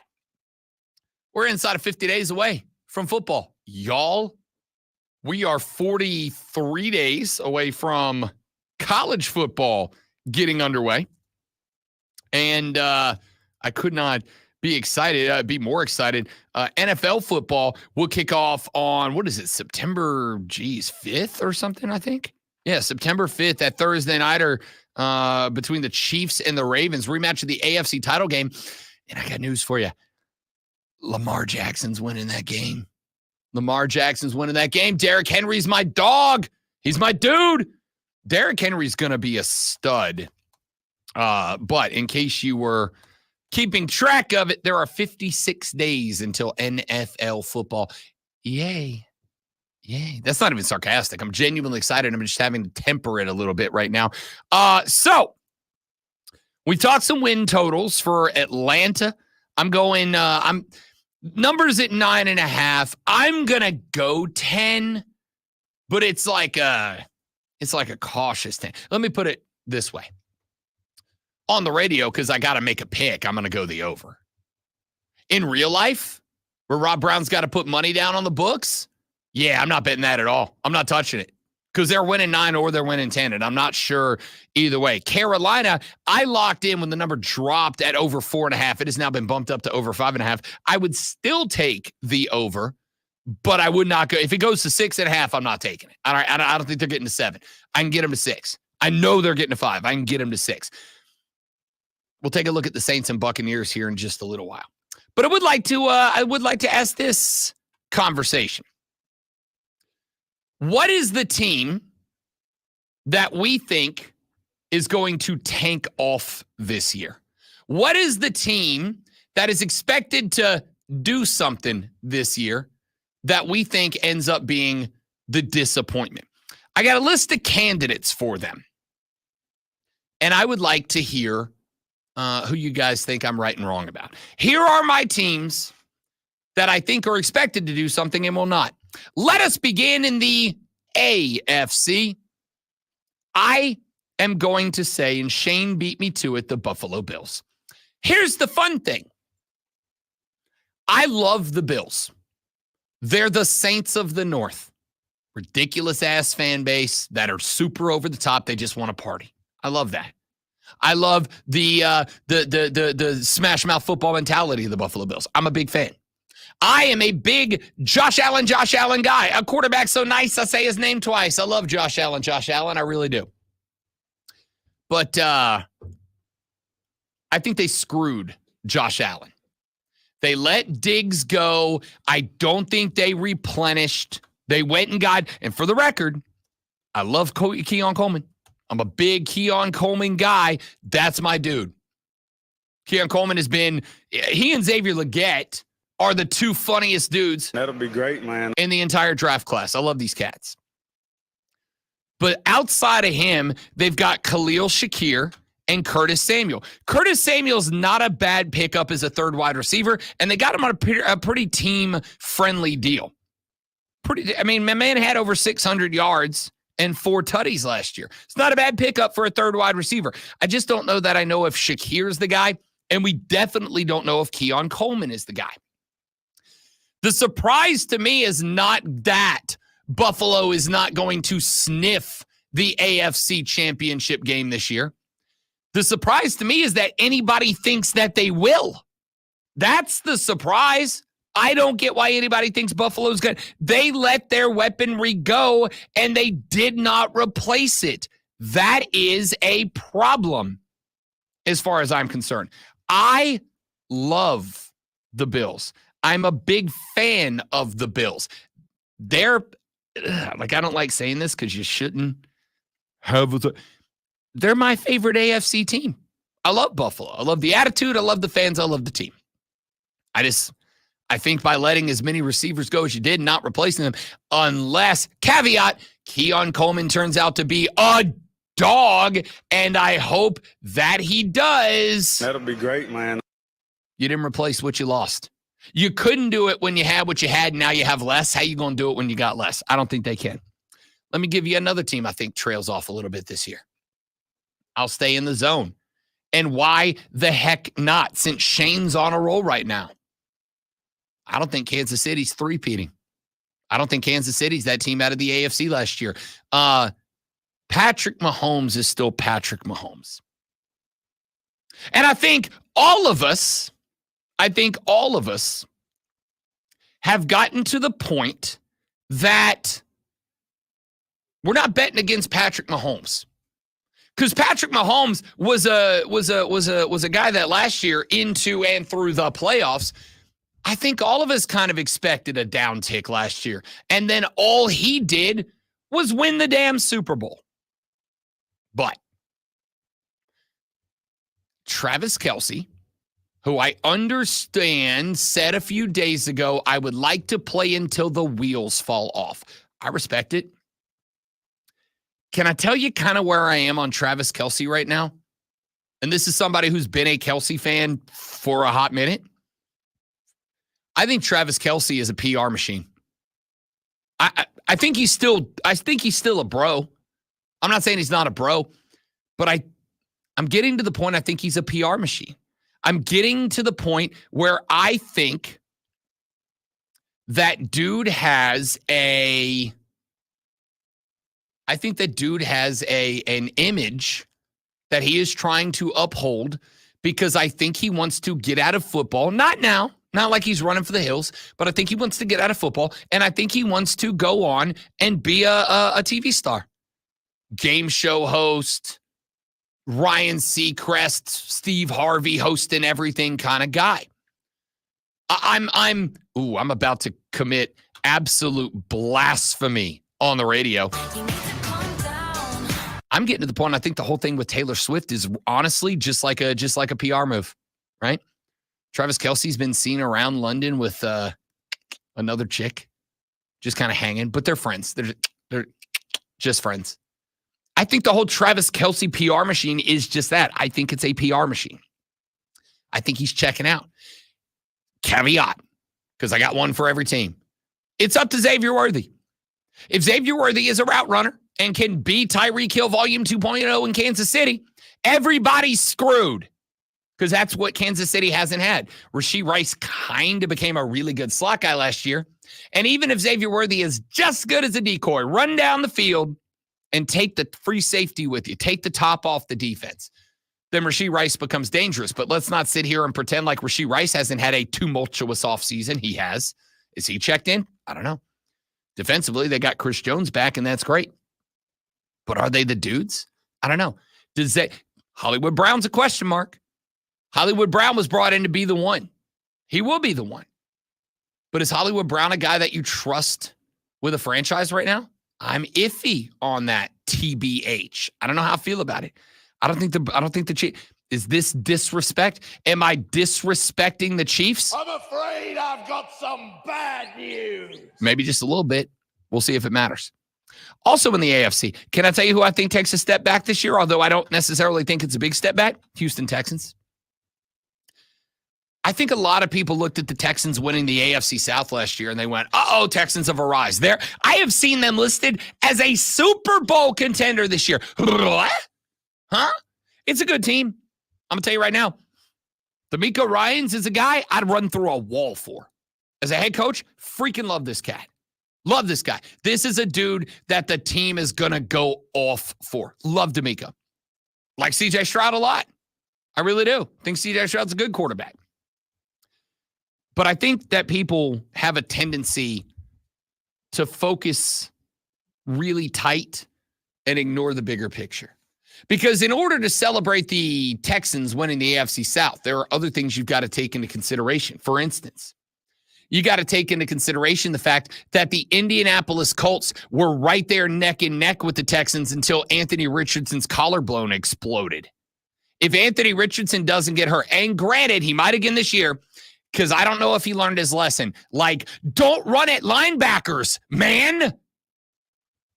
But they were neck and neck with the Texans last year. If Anthony Richardson doesn't get hurt last year, I think those two teams might be playing for the division title in Week 18. Oh, by the way, there's another team in that division, the Jacksonville Jaguars, who had last year a collapse that we would pay more attention to if it wasn't for the Philadelphia Eagles. The Eagles imploded last year. If the Eagles didn't implode down the stretch last year, we'd all be talking about how the Jags imploded last year.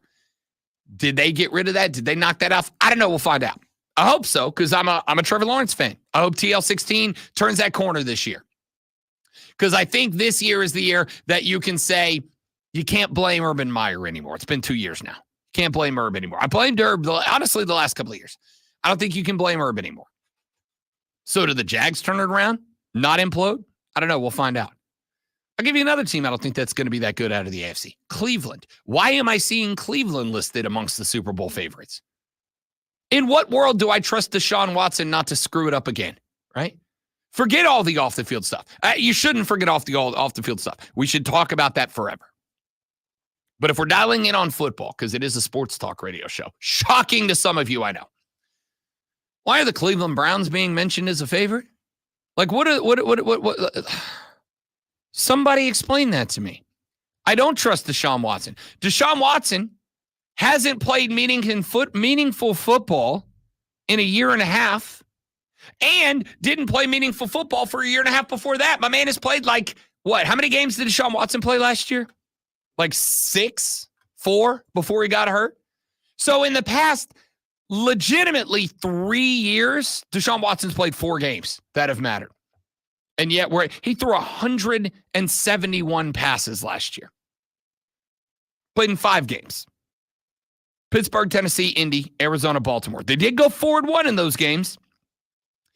But he had one game where he had a completion percentage against Tennessee of 81%, 63 against Arizona. His other 3 games were all below 60%. He threw 4, 5, 6 touchdowns to 3 picks, so 50-50. Well, 2-1.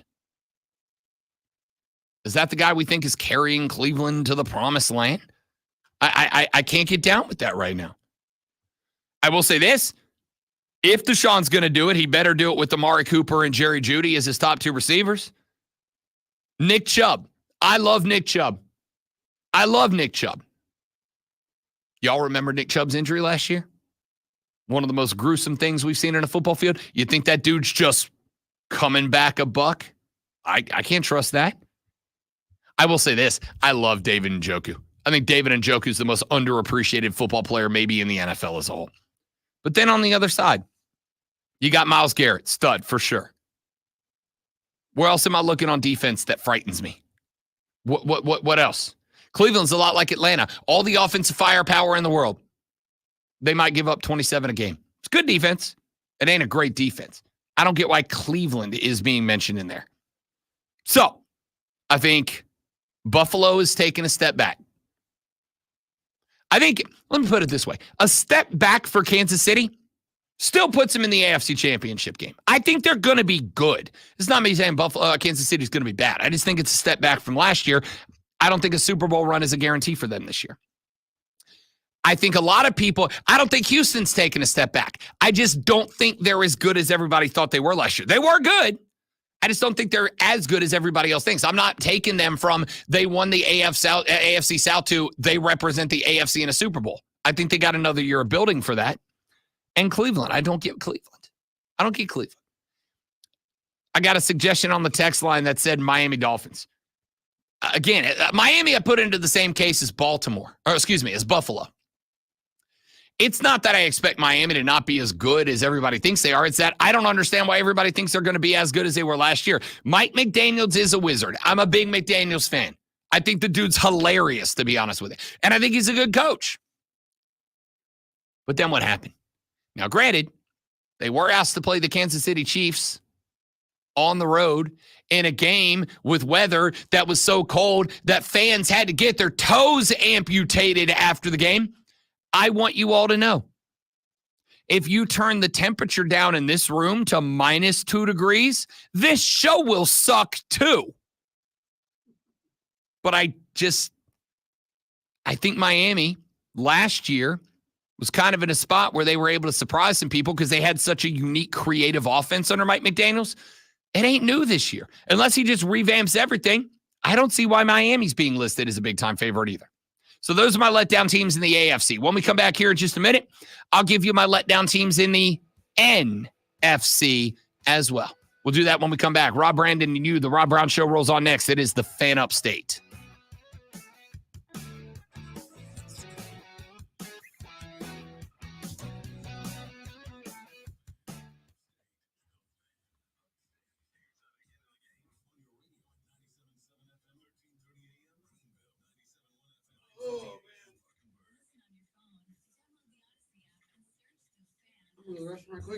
You're good.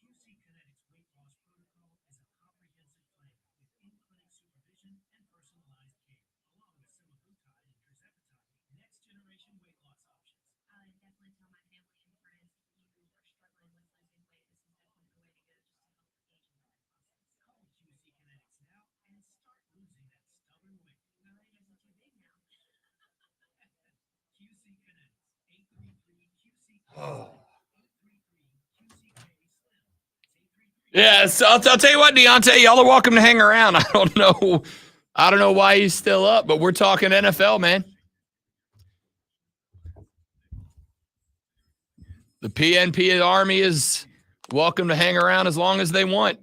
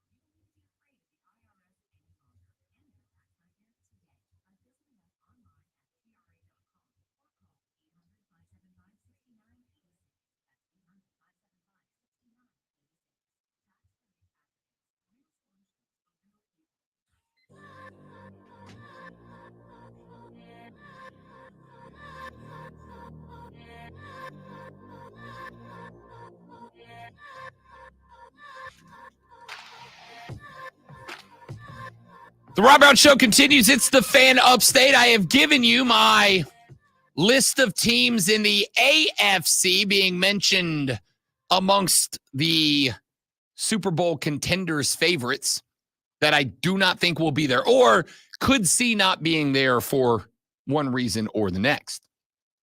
Let's do the same in the NFC. Can I give you a team that I am shorting right now that I think there are some people that are going to lose a lot of money on? I think this team's going to be good. I just don't think that they're going to be as good as a lot of people think that they are. I think there is a step back coming. I think there's a step back coming for the San Francisco 49ers. I do. Their win total is at 11.5 right now. I'm not even saying I wouldn't bet the over. They might get 12. All right. The win total for San Francisco, not here. Okay, let me rephrase that. Let me say why this is interesting. The win total's over 11.5. But the minus money, which is decent juice, minus 142, is to the under 11.5. So I'm not alone in this thought. The odds-on favorites to go, the odds are on from bettors, San Francisco to win 11 or fewer. And I don't think that's unfair. 11-6 is very possible. I can see this team going 10-7. The Brandon Ayuk situation, to me, is a bit indicative of kind of where this team is right now. I will start with a few things. Number one, and this, I don't think this is a hot take, although I have been told that it's a bit of a hot take. It's not a hot take to me. Brock Purdy's an okay quarterback. He's okay. He's okay. I think if you took Brock Purdy and you dropped him over into generic NFC team, I think he'd be okay. I think if you put Brock Purdy on the Tampa Bay Buccaneers, they're the same team. Brock Purdy doesn't elevate them. I think if I put Brock Purdy on the Atlanta Falcons, I think they're the same team. I don't think he elevates them. I think if you put Brock Purdy in New Orleans, they're the same team. He doesn't elevate him. I think Brock Purdy's acceptable as an NFL quarterback and not much else. I think Brock Purdy is just surrounded by so much talent. McCaffrey, Deebo Samuel, Brandon Ayuk, George Kittle. I think he's surrounded by so much talent, they're going to make him look better than he is. I don't get the Brock Purdy love. He's fine. He's fine. But fine's about as good as I'm going to give him. I don't think that Deebo is much longer for this team. I don't think Ayuk is much longer for this team. As far as McCaffrey goes, and again, y'all know I love me some run CMC. You know I like a player if I hit him with a nickname. All right. I'm like the dollar store Chris Berman. If I hit a guy with a nickname, I like him. Run CMC's got a nickname. Big fan. Even leaving Carolina, still big fan because it really wasn't on him. Another conversation, another time. But if you're banking on San Francisco, you're banking on Run CMC not getting dinged up. And while San Francisco has, sorry Carolina fans, San Francisco has utilized Christian McCaffrey better than Carolina ever did. My biggest complaint for a very long time with Carolina was, why do you run Christian McCaffrey like he's a power back? You got to utilize the guy better than you're utilizing him right now. San Francisco figured that out. San Francisco has utilized Christian McCaffrey well, but Christian McCaffrey is also a very tough runner, a very physical runner, a very hard-nosed runner. Credit for him for it. But I would also make the point that he's still a very physical runner when he gets on the outside. If I offered you right now, let's say 1-to-1 odds, even money odd, that Christian McCaffrey plays a full regular season, then I'll even do you one better. Here's a genuine question for you, live stream audience. Even money bet Christian McCaffrey plays 13.5 games. You want the over or the under? Even money bet, 1-to-1. Bet 100, get 100 if you win. Do you want the over or the under 13.5 games? Because I'm going to take the under. For real. I'm going to take the under. Last year was the exception, not the rule for Christian McCaffrey, right? So if he gets hurt, if Ayuk and or Debo, because both of those guys have got to be at their best. If Ayuk and or Debo get disillusioned with this team, which they might, check out, which they might, and George Kittle, who is good, very good, as a pass-catching tight end, becomes like a primary target, is San Francisco that team still? Again, like I said, they are right now over under win total of 11.5, and it's minus 142 to the under. So I'll say San Francisco. Texter said, Rob, I think the Packers are not going to be good. The division is too tough, and the hype is just too much. Jordan Love only showed a little bit in the regular season. Yeah, I think a lot of people are hanging on Green Bay going to Dallas and beating the Cowboys in the divisional round last year. Or was it wild card round? Wild card round last year? Whatever round it was. It was the wild card round. It was like all this talk that they were going to do X, Y, Z in the first round of the playoffs, and they toilet bowled. It's Dallas, baby. That's what Dallas does. Brian says bets on injuries is wild. No. I'm not betting on Christian McCaffrey getting injured. What I'm saying is, if you are a bettor, you better take that information into consideration if you're trying to win. If you want to win a bet, you better take that into consideration, right? I have said already, I think Atlanta can win 11 games, maybe 12 this year. Legitimately 12, maybe 13 if they go on a heater. I'm not betting on them. You know why? Because their entire season is resting on Kirk Cousins' Achilles tendon. My man's 36 years old. Are you putting a paycheck on Kirk Cousins' Achilles not rupturing again? Because I'm not. When you have an Achilles injury, even if they surgically repair it, here is the reality. If you tear an Achilles, you become exponentially more likely to tear the Achilles, right? Once it happens, it cannot get stronger. It can only get weaker. So same with the Jets, for the record. Same with the Jets. I did not mention the Jets in the AFC last time around. I didn't mention the Jets because I think the Jets are going to be good. To be honest, the Jets might win the AFC East this year because Buffalo falls off, not because they're that good. Unless let me tell you that. If the Jets win the AFC East, it's because Miami tanked too. But Buffalo could lose to the Jets. I'm not banking on Aaron Rodgers for the same reason I'm not betting on Kirk Cousins, for the same reason that while I am banking on Christian McCaffrey being Christian McCaffrey, I wouldn't put a paycheck on Christian McCaffrey not missing a couple of games. He just runs too physically for a undersized running back, right? Jordan Love in the pack. I think it's fair. I think the Packers are getting enough love that we could question that. Here's what I'll say about the Packers, and here's why I would say the same thing about the Packers. I put the Packers on the list, and I agree with that text. That division's going to be rough, dude. The Detroit Lions are not a one-year wonder. And I was about to say, I don't think Detroit is a one-hit wonder. I think they're back, and Detroit's only going to get better. And, yes, we've seen glimpses of what Jordan Love could be, but the key word there is could. Yeah. Not what he is. You got Josh Jacobs, who was a rushing leader a couple of years back, and not the same guy since then. Christian Watson, Romeo Doubs, Jaden Reed. That's who Jordan Love's throwing the ball to. Luke Musgrave is the tight end. That's the wide receiver core. Is that jumping off the page at you? Is there any of those four guys that you're looking at? Watson had 422 yards and 5 touches last year. Romeo Doubs had 674 yards and 8. I mean, I'm not saying they don't have players. 793 yards for Jaden Reed. Good numbers. Good numbers. You taking them over to Detroit right now? Oh, by the way, there's Minnesota. Now I'll say this. I ain't betting on Sam Dalton. I'm not betting on Sam Darnold or J.J. McCarthy to carry Minnesota anywhere, but Minnesota's got dudes around them, right? If there's a quarterback who's going to succeed. They still got Justin Jefferson. Yep.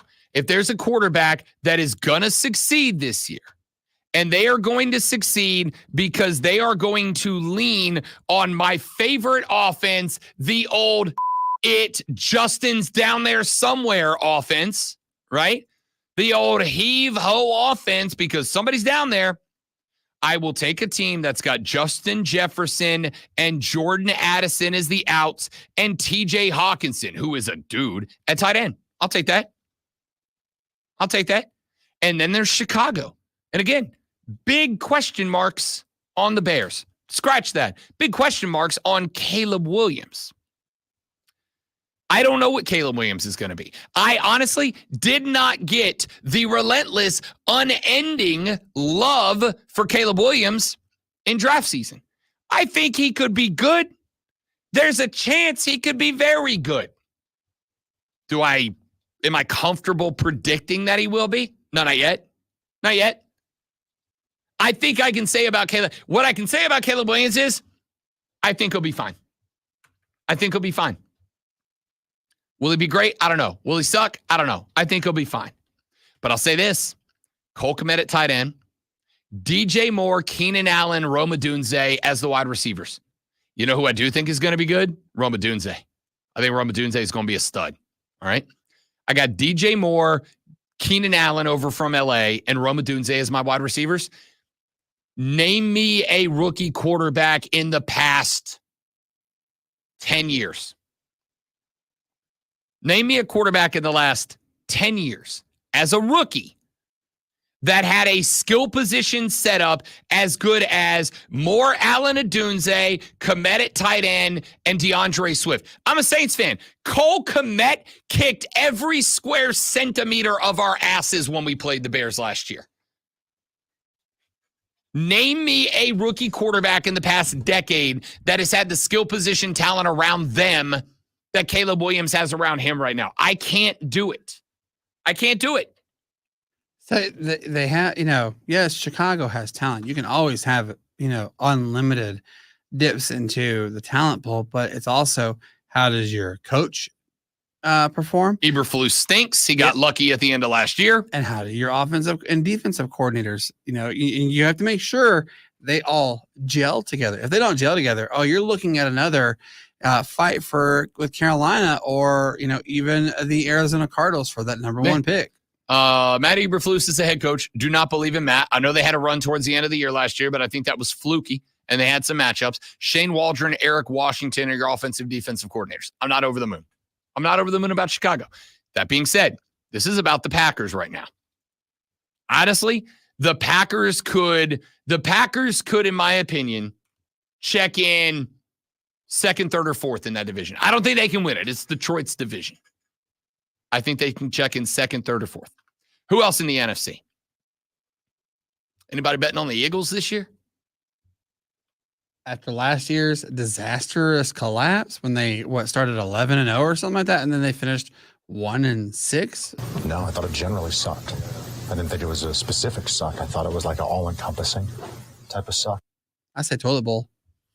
I don't know, toilet bowl. I mean, there's still a ton of talent for Philly, but there's something about it that, but like, let me ask you this: as the follow-up, are you sold on the head coach, or do you think he needs to go, or do you think he's lost the team? Oh no, I don't let him go. I'd have let him go. Honestly, I didn't understand. There were a couple of head coaching decisions this offseason I didn't understand. I didn't understand keeping Eberflus when you've got a brand new quarterback. Let that quarterback come in. Because here's the thing. If the Bears stink this year and you have to move on from Eberflus, you're doing to Caleb Williams what got done to a bunch of other rookie quarterbacks. Got done to Trevor Lawrence. In a way, no, not in a way. It got done to Bryce Young. And how did those guys respond? Not great, Bob. Not great. So I don't get keeping Sirianni after the collapse of last year. I don't get keeping Eberflus after the collapse of last year. Those are the big two. And for that reason, I don't think Philly has some big bounce back eagle either. I said they don't have a bounce back eagle. Good one, dummy. I don't think they have a big bounce back either. I'll say either because it's less close. My man James up in the chat, who does indeed believe in Philadelphia and Joe Hendry. I will tell you this. If there's a saving grace for Philly, and I should have brought this up at the get. If there's a saving grace for Philly, it's Saquon Barkley. Now, I will put Saquon Barkley in the same boat that I put Christian McCaffrey in. Am I putting a paycheck on that guy playing more than 14 games? Nope. Sure am not. But if he does, Saquon Barkley might be the piece that you were missing. A.J. Brown, Devontae Smith, love them as a duo. Dallas Goedert is a tight end. Love him as a tight end. Decent offensive line, and I'm not ready to walk away from Jalen Hurts. What I will say is that the addition of Saquon Barkley could be unlocking that offense, and then it's just a matter of, was last year's breakdown an accident? Was it a deviation from the algorithm, or did Nick Sirianni lose his bleeping mind and Philly's going to pay for it again this year? You know, I thought when you were saying the saving grace for Philadelphia, and all Philadelphia fans remember this, I thought you were going to say Santa Claus, because they threw snowballs at Santa Claus. Worst people. Everybody except James, Philly fans are the worst. They just are. Phillies fans are the worst. Eagles fans are the worst. Flyers fans are the worst. Say Flyer fans. Oh yeah. Sixers fans are the worst. Remember the Philadelphia Soul, the arena football team? They're the worst. Worst. Philly fans. How are they the city of brotherly love when they hate anybody and everybody that walks in there? It's an ironic nickname. You know how in every prison movie there's like a 6'9", 400-pound dude that they ironically call Tiny? City of brotherly love. City of brotherly love. Let's see. Brian said Barkley and CMC haven't had the protection they have now. I'll go one step further, Brian, because I don't think you're wrong, but I go one step further. I also don't think that CMC and Barkley were necessarily utilized in the most intelligent way. New York got to the point where Danny Dimes would start blowing up, and their response was to immediately go, give it to Saquon. Give it to Saquon, give it to Saquon, give it to Saquon, give it to Saquon. CMC for like a hot minute there in Carolina. And this is actually one of the reasons that I was very let Matt Rule go. One of the reasons why was because for some reason that team for a very hot minute loved running Christian McCaffrey like he was a fullback. No. You see Christian McCaffrey's wedding picture? He's the same size as his wife, who's a bikini supermodel. No, he's not a fullback. Stop. What are we doing? Anyway, so my NFC candidates for fall-off team this year. San Francisco, Green Bay, Philly. I think that's it. Because I don't really think there's anybody else to fall off You got to be on the pedestal to fall off the pedestal. I don't know that there's anybody I really put else that I put up there that I think there's a fall off coming from. I think there is from San Francisco. I think there is from Green Bay. I don't know if Green Bay should have been put on a pedestal, but they're in that conference. That's going to be rough. Tampa Bay's taking a step back too. I love Bake. I pull for Bake, except when he's playing New Orleans. I like Bake. That team has put everything they've got out there. Godwin and Evans are good but aging. I don't know that I trust them right now. Defensively, again, a good team but aging. On the, I mean, Rachaad White, is Rachaad White carrying you if you're Tampa Bay? Because I do think you've got to be able to run the ball. I do think you've got to be able to run the ball in the NFC South this year, right? Bijan Robinson in Atlanta is a big part of the reason that I think Atlanta wins that division. If New Orleans wants a bleeping shot at being in this division, Alvin Kamara's got to bounce back. If Kamara has another down year, the Saints as a franchise are cooked. As a franchise, they will have to blow it up and reboot the whole thing. If Kamara comes out and goes back to being a 1,200-yard guy, 1,100-yard guy, the Saints will be in the mix with the NFC South. In the mix, not win it, in the mix. If Kamara stinks this year, Derek Carr is going to get murdered in front of our very eyes, and the Saints will have to blow it up to the roots and start over. None of those teams get put on the pedestal either. So Tampa Bay's falling off. Philly's falling off. Green Bay is falling off. San Francisco's falling off. All right, so I've given you my AFC and my NFC fall-off candidates this year. Who am I right about? Who am I wrong about? Let's come back, and we will finish this up with a little what the X is going on. Maybe we'll see. I don't know. We're making it up as we go on the Rob Brown Show in the Fan Upstate.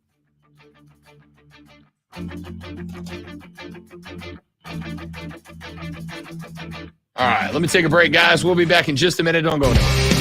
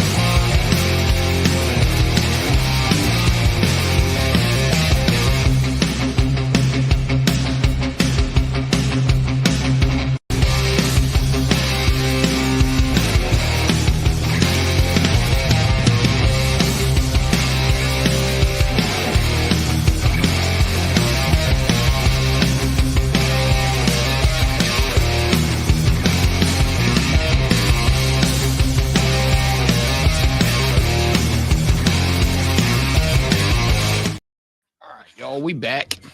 We and her.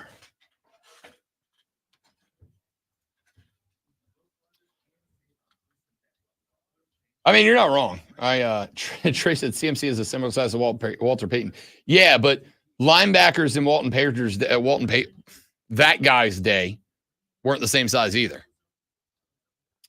Packers have always had an aura or mystique. They turn players into stars. Yeah, listen, and that's kind of the Jordan Love phenomenon, right? Like, you're not wrong. And of the teams, the Packers I put on that list because the NFC North is going to be a monster this year. Whether Chicago's good or not, that division's going to be a monster this year.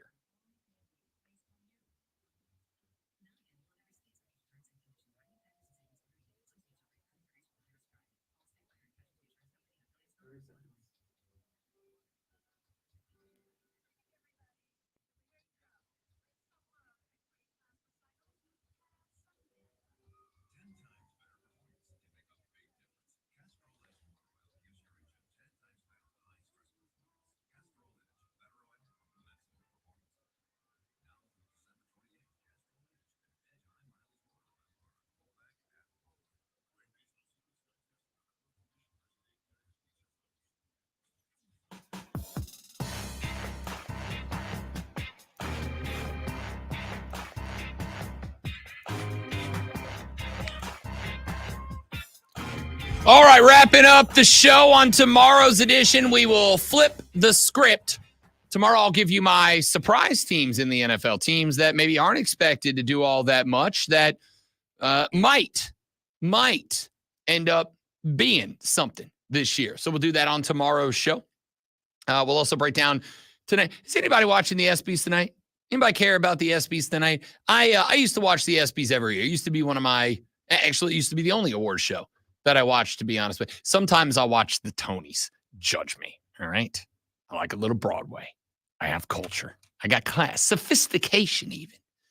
I used to watch the ESPYs all the time. Haven't watched them in like a while.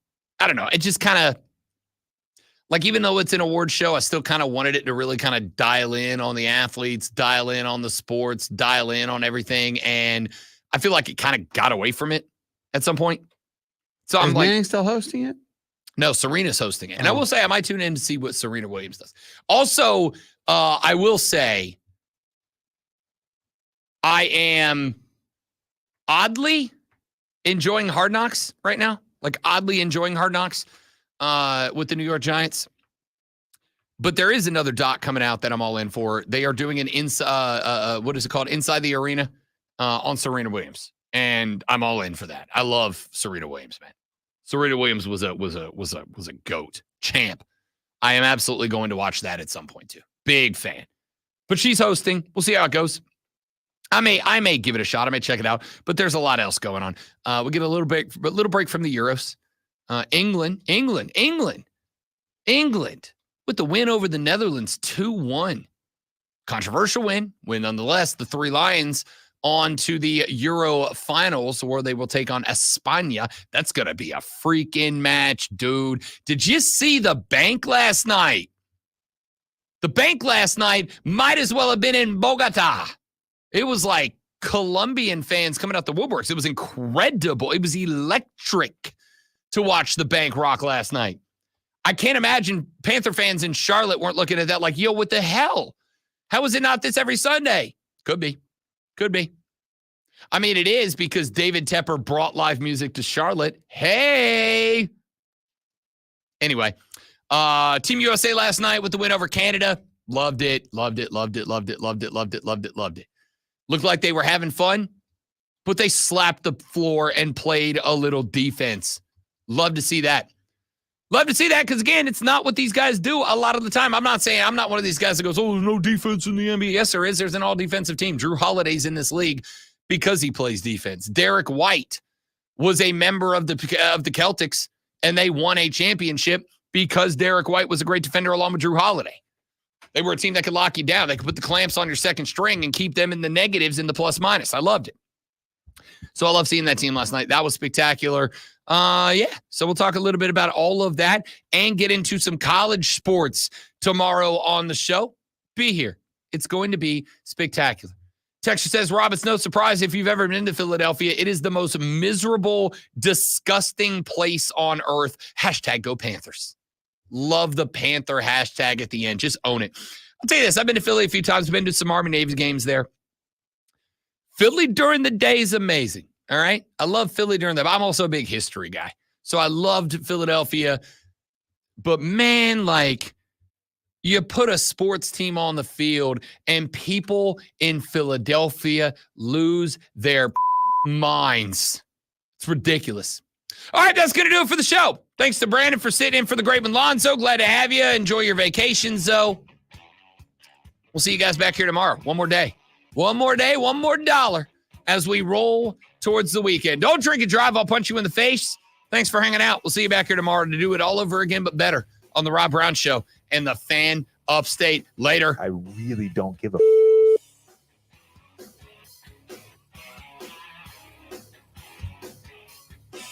All right, dudes, thank y'all for being here, man. I appreciate it. I hope you enjoyed it. Those of y'all that are in the PNP Army that stuck around, please come back tomorrow. We're on every morning from 6 until 10 a.m. for my P1s, my VIPs. Y'all that are here every day, I sincerely appreciate it. Thank you for being a part of it. Help us grow the show. Tell your friends about us. We would like to be famous. Is that too much to ask? Have a good day. Goodbye.